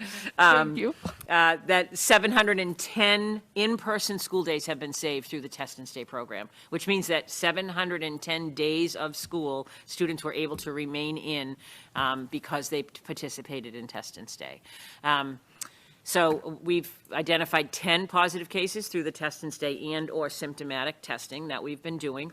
And those have been, we work, again, the nurses provide that information to the Department of Public Health, and we provide information to the families and supports as we go along. I think that I thought this was particularly telling. I know I keep saying the school nurses to be really kind to them. This is just what happened on one day. This is a snapshot of one day. So at each one of these schools, this is the number of tests. So that means that in the morning, 16 students report to the nurse's office, and the nurse at the school is conducting a rapid test on them. And then when they're negative, they're allowed to go back to their classroom and stay in school. And so those numbers you can see, it's pretty widespread across the whole city. It's not concentrated in one place or another. The numbers at the high school are lower, largely because we have a lot more vaccinated students at the high school in that range. So I thought that would be helpful for you to have just some idea of what this looks like in an hour period in the morning at arrival. Mayor Cahill. Thank you. I was just wondering, are we allowing our fully vaccinated students to participate in Test and Stay? We are not. We are not allowed to. It's part of the Test and Stay program protocol. So they're not allowed to participate if they're vaccinated. And I'm sure there are questions about that. Remember, this is a Test and Stay program that comes to us that we participate in. We don't make all of the rules that go with it. So that's part of the state guidance for that. So I had one question, now I have two. Okay. Dr. Chorchik, so we all understand the Test and Stay program is provided by the state. Yep. Correct. And so vaccinated kids aren't allowed. We also know that that plenty of breakthroughs from kids whose vaccines have waned over time. Is there any reason we couldn't use our own sourced rapid tests for those vaccinated kids? Well, I'd start with capacity. So I guess the problem is that, the reason that they're not at part of the program is because they're exempt from this Test and Stay by virtue of being vaccinated. Right. Is there a reason? I would bring Jody forward. I'm sure she might have a couple of reasons. Largely the capacity of our staff to be able to do that and to organize that. There's a tracking mechanism that has to happen. So whenever you administer a test on someone, you have to be associated with some way of providing that information to the Board of Health. So you'd be running dual systems. It's the same reason that we're not Test and Stay. We also, I'll say this up front, so if there's more questions, we do not provide the Test and Stay protocol for students who are identified as close contacts outside of school. The Test and Stay program is for students who are identified as close contacts in school within 3 feet for more than 15 minutes. And that's the limit for the project. That's the scope of the limit of the project at this point in time. So, Jody, would you like to add to that at all? Sure, I can try. Because I've also thought about this. I've had so many questions about this district-wide from parents, from families, from students, from staff. I do keep coming back to, these protocols were created and set forth by DESE and the Department of Public Health, and we being myself and Dr. Chorchik, when we signed on to this before school started, attested that we would follow the protocols, and that's what we have to do. We're audited on every single test that we use and what we use it for. Regarding the vaccination situation, I can only speculate that when these protocols were developed, there was very different data regarding the vaccination. what it covered, what people thought it covered. It was sort of before boosters were even in the question. So I think that that's why at the time vaccinated individuals were excluded. That's my best guess. I might add too, though, just because we have test and stay doesn't mean we're abandoning all of the other mitigation strategies that we do have in place. So, you know, mask wearing, distancing, cohort contact tracing, being able to kind of know who's where. And those things are all still in place. So, and the symptomatic testing is also another program that we do still have running. Okay. So thank you for all of that. I guess what I'm just musing aloud here now is it seems test and stay as far as it goes is worth being involved in.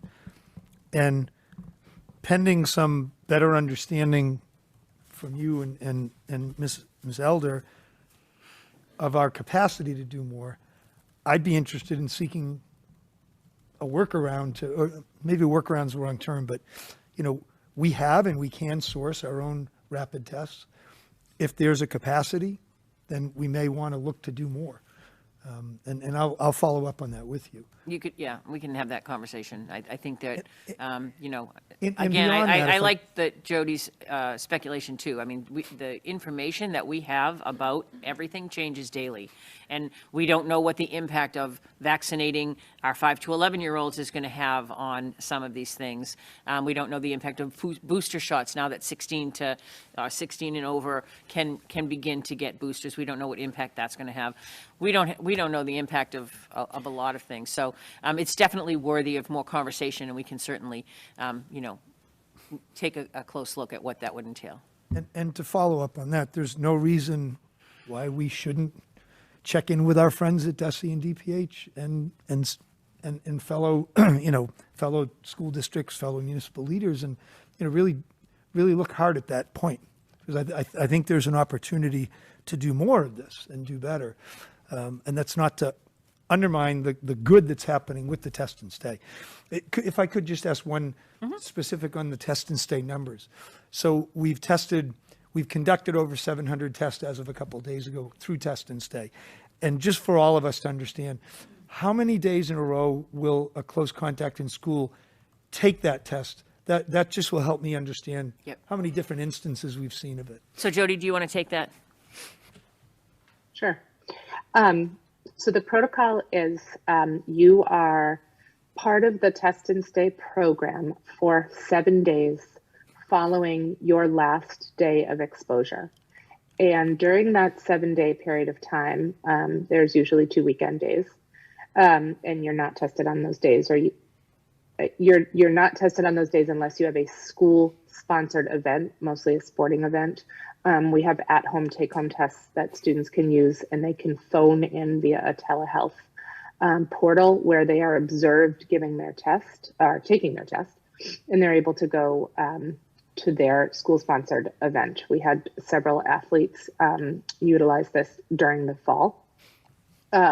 So Mayor Cahill, to answer your question, it's a 7-day period of time with testing taking place during 5 of those days, with a caveat being we don't always know.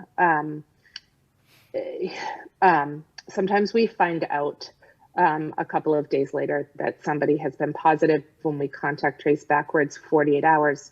So just to give an example for you to understand, let's say somebody was exposed on Tuesday, but we didn't find out until Thursday. You know, we don't go 7 days forward. It's 7 days from the last date of exposure. So it would have been 7 days from Tuesday.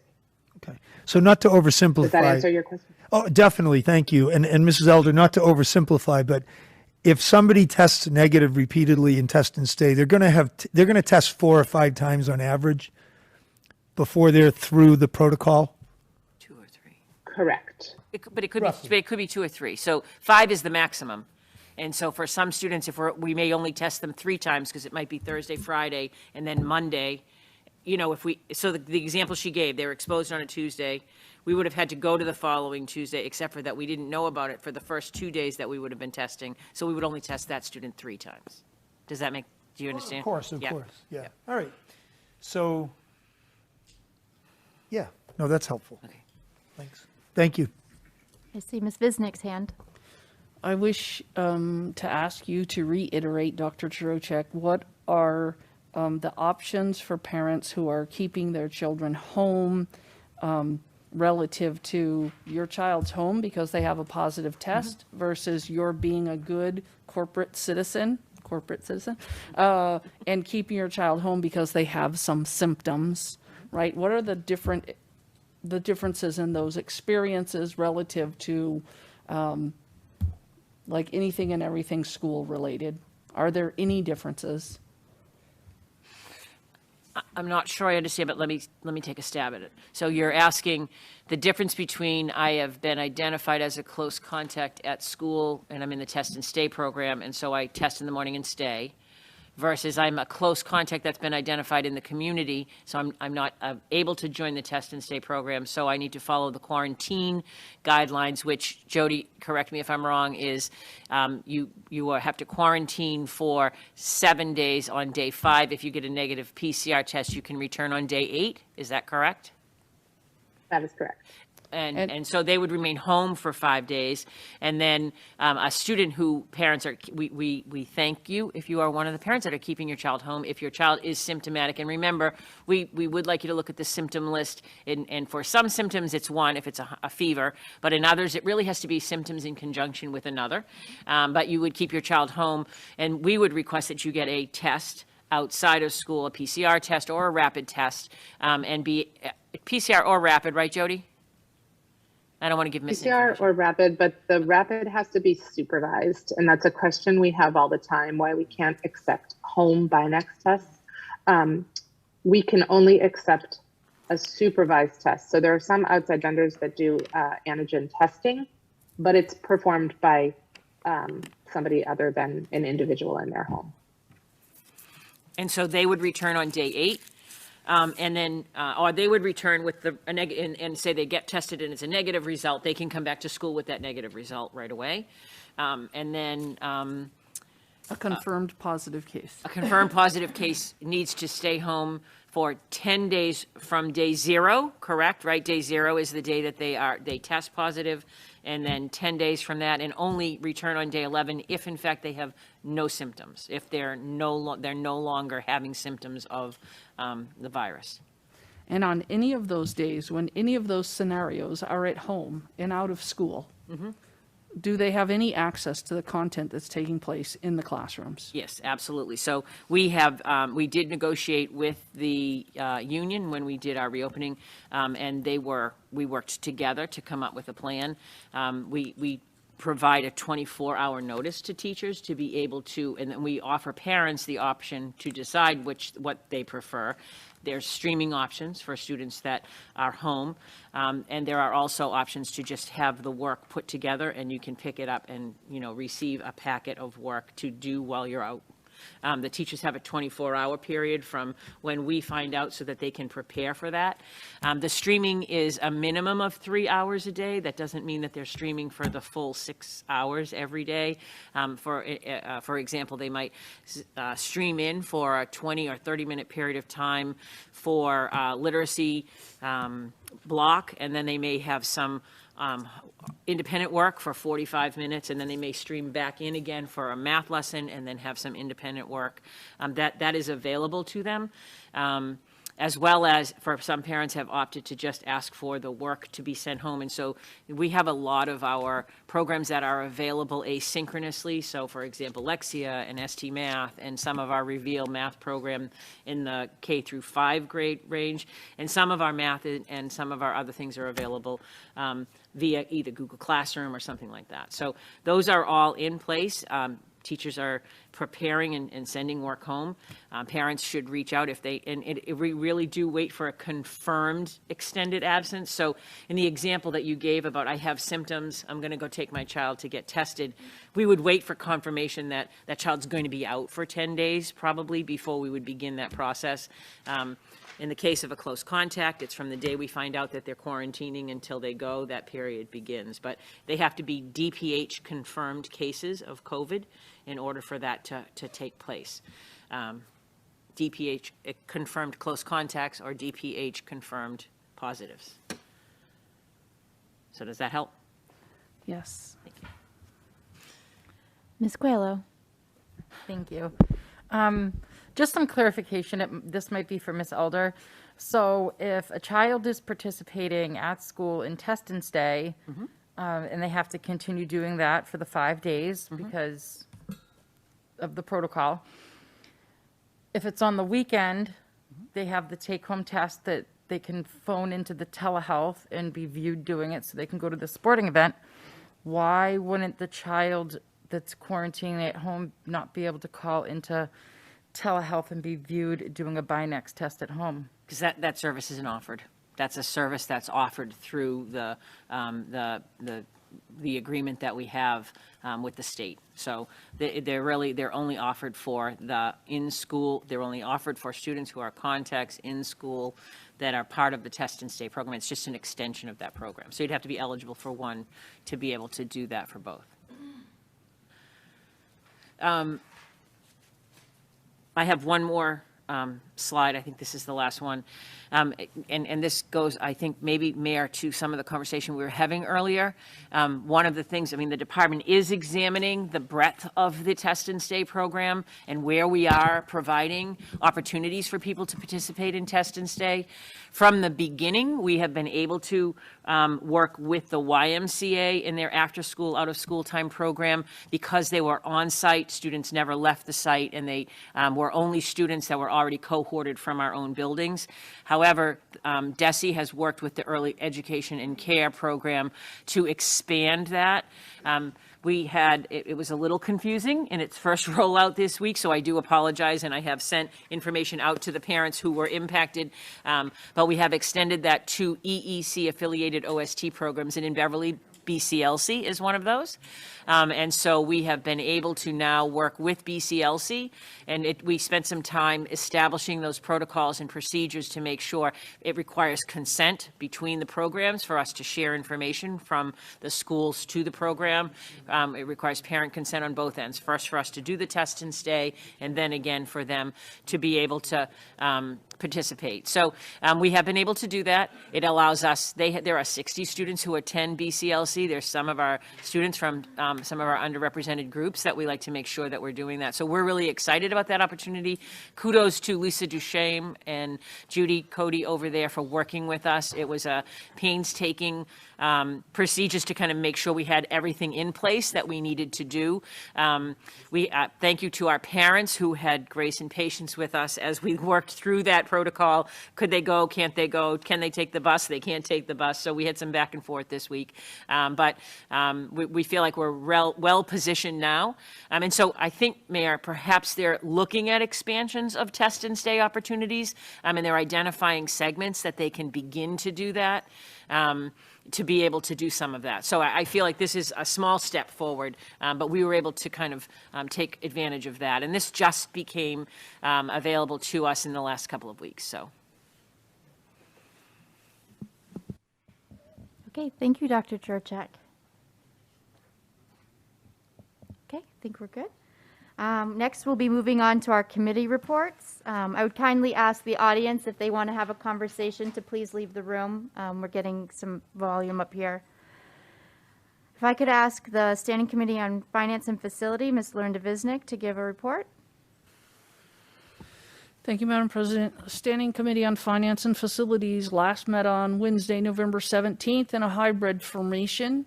We received a building and grounds report. We also received a food service update, which included wonderful news that lunch service is transitioning to using all compostable trays. Part two of the food service update is that we continue to have supply chain issues, which are causing daily menu changes. And the third part is that the newly added registered dietitian started on November 15th and was working through meeting with all the school nurses and principals at each school. We had a transportation update.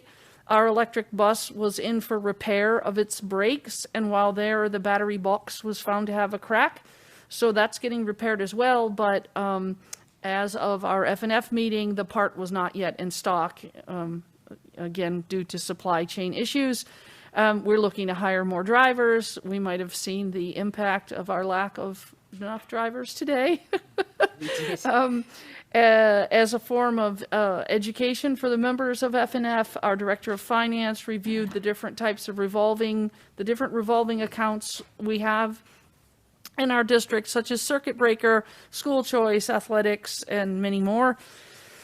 We reviewed, as we always do, the expenses and the revenues. We had no transfers. We voted to accept one gift to schools, and we bring that forward this evening. The Standing Committee on Finance and Facilities recommends the attached gift to schools from the Beverly Female Charitable Society Nurses for Menstrual Equity Program citywide in the amount of $1,000. I'd make a motion to accept with gratitude the gift of $1,000. Is there a second? Second. Thank you, Mayor Cahill. Any questions? All those in favor? 7-0. Thank you. We are due to meet next Wednesday night, December 15th, right here in the library of the middle school at 6:30. Thank you, Ms. Visnick. Appreciate it. Mr. Milady, a report for us on the curriculum instruction and student life that we just enjoyed. Sure, thank you. So the curriculum instruction and student life subcommittee last met today, and it was it opened up with a musical treat by our high school vocal ensemble, which was incredible to have them here in the room. Last year we were treated to that performance over Zoom. In addition to that, we had a presentation on culturally responsive teaching by Dr. Morgan. And one of the main focus points of the benefits of culturally responsive teaching included these 4 bullet points. Just go over them real quick with you. First thing is that this raises expectations for all our students. It helps our schools better meet the needs of our students. It helps build cultural competence and also helps students feel valued and empowered. And when a student feels culturally responsive environment, they experience teaching and learning that is more likely to promote growth. And that is from Gloria Ladson-Billings. In addition, we had a presentation about the 7 different categories for teachers and our students for culturally responsive teaching. These categories include, I'm just going to read them from our handout from Dr. Flaherty. Subject matter knowledge, well-structured units and lessons, adjustments to practices, student engagement, meeting diverse needs, a safe learning environment, and high expectations. And one of the comments I made to Dr. Flaherty, and I think this is available to the public, these slides? Yes. So if you have a chance to read them, these are all just very, very good teaching practices. And they just happen to be part of this program that you can see the benefits for the teachers as well as the students. We also had a presentation about how some of our schools have been incorporating culturally responsive teaching. Some of the highlights at the BHS include creating freshman and sophomore teams, and that was created to address some of the needs that we've seen because of the pandemic. Mentoring program, a program called PROWL, which stands for Participate, Recognize, Organize, Want, and Learn, which is used in the classroom in our renewed advisory, as well as the Brilliant Pathways program for college for every students. At BMS, some of the highlights for these programmings include new courses for global apps to address ELA and the math learning gaps, a new math curriculum, as well as new counseling services, a new family counselor outreach, as well as guidance programs to help our students transition to secondary ed. And then we also were given a presentation about the different elementary schools as well, which is a lot to go through right now, but it's all available online. And for the highlights for Centerville, Ayers, Cove, Hannah, and North Beverly.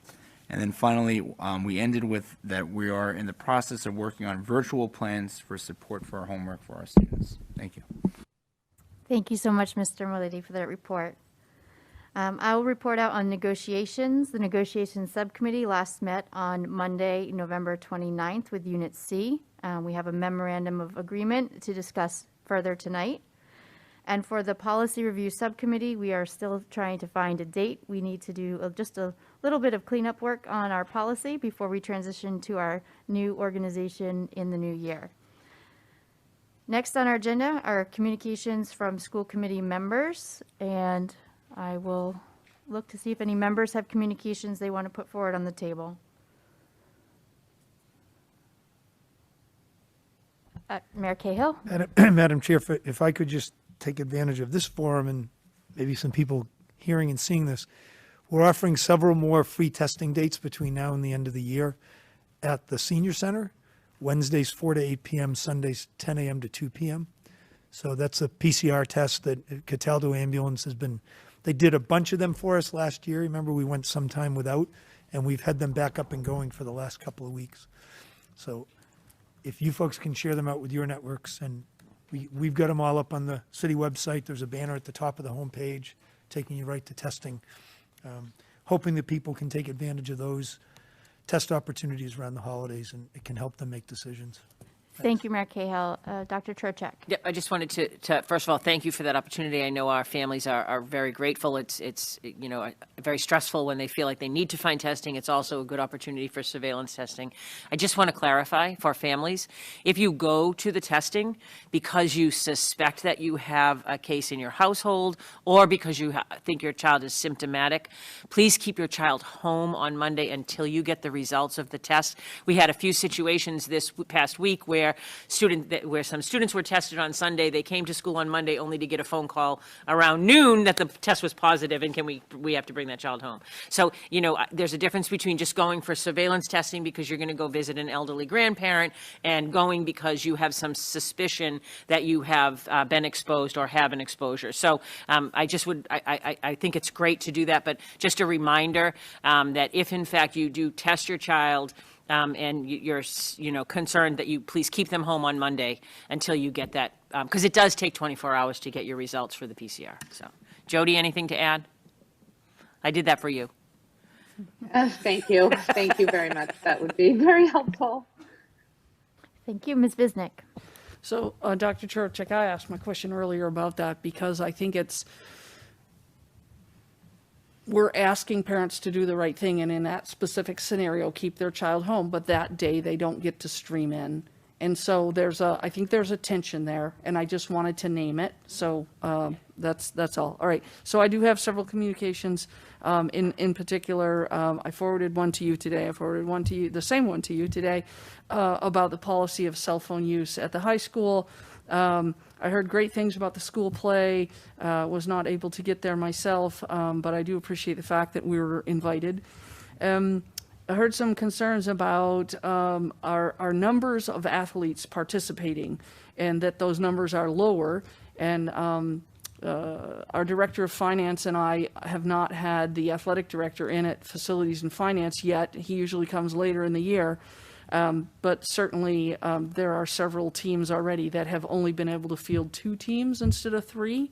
And that might be worth looking into. Is it that people are just reluctant to participate in the time of COVID? Maybe they don't want to participate if they have to wear a mask. But yeah, the numbers are down, and I've heard some concerns about that.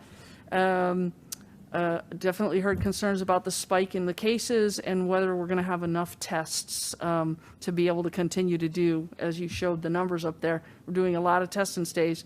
My understanding is tests like in the stores are not available. So there was some concern about that, whether we're going to be able to continue to have them. And the last 2 things are not communications, but rather things programs I attended this morning. The YW Boston offered a session on how do we actually measure DEI. It was a really good session. That recording should be available if anybody's interested.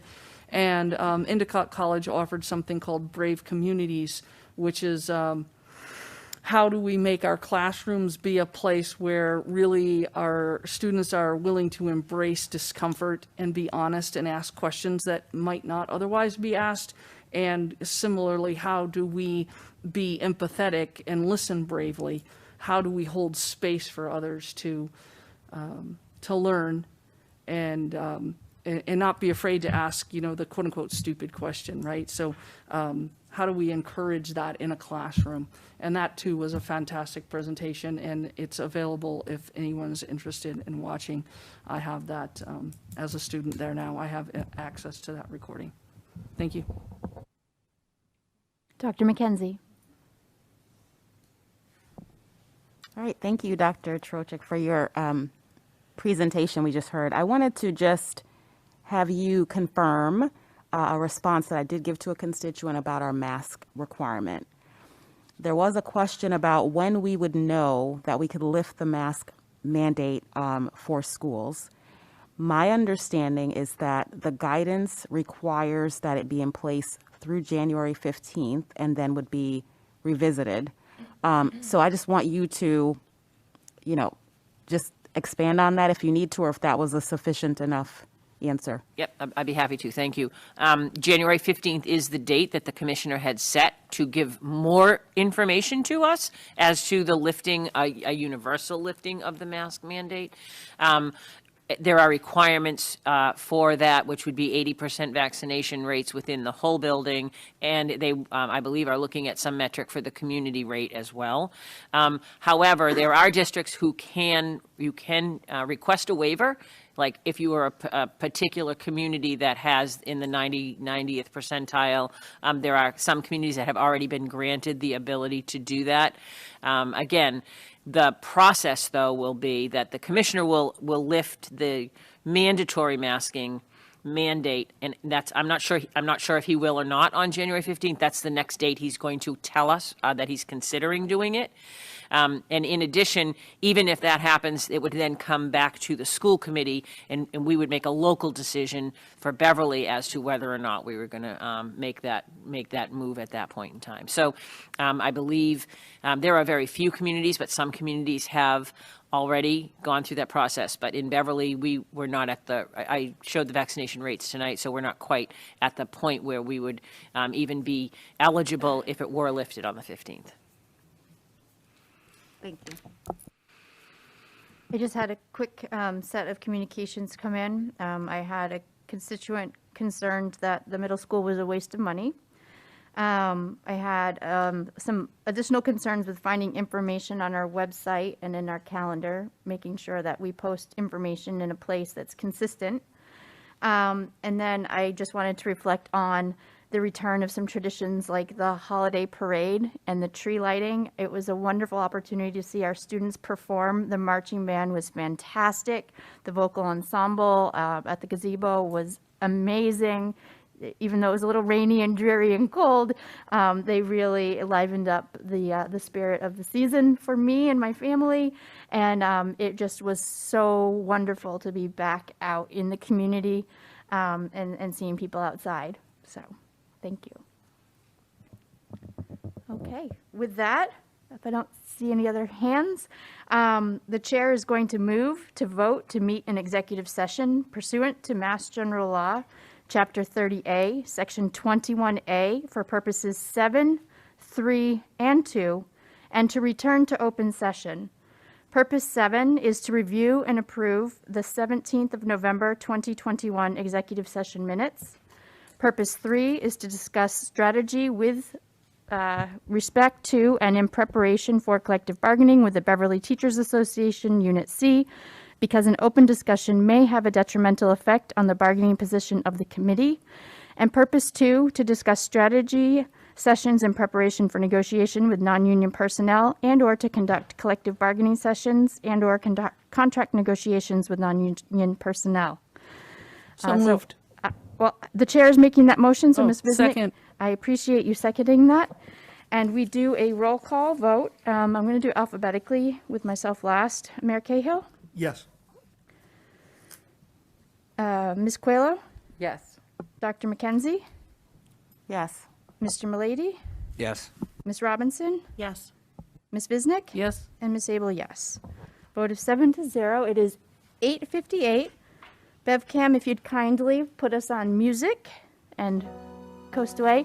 And if I could ask you to step into the cafeteria, we promise to not take too long. It should be about 15 minutes at most. You'd be welcome back in for our vote.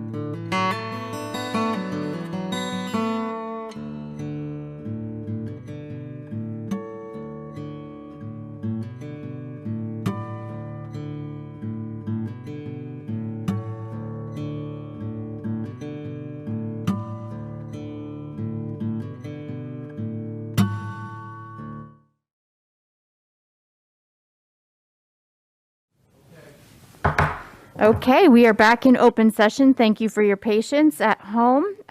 We took a few more minutes than anticipated, but we are happy to now go to our final agenda item of the evening, which is the approval of the Memorandum of Agreement between the Beverly School Committee and the Beverly Teachers Association Unit C. So I'll entertain a motion to approve that MOA. So moved. Thank you, Ms. Visnick. And a second? Second. Thank you, Dr. McKenzie. I don't know if any members wanted to have any comments. I appreciate all the time for the unit members. I think we're ready to vote. All those in favor? I'm counting 7 and no opposed. The motion has passed. Thank you very much. That is our final agenda item of the evening. So I'll entertain a motion to adjourn. Please. So moved. Ms. Visnick, thank you. Second. Thank you, Ms. Coelho.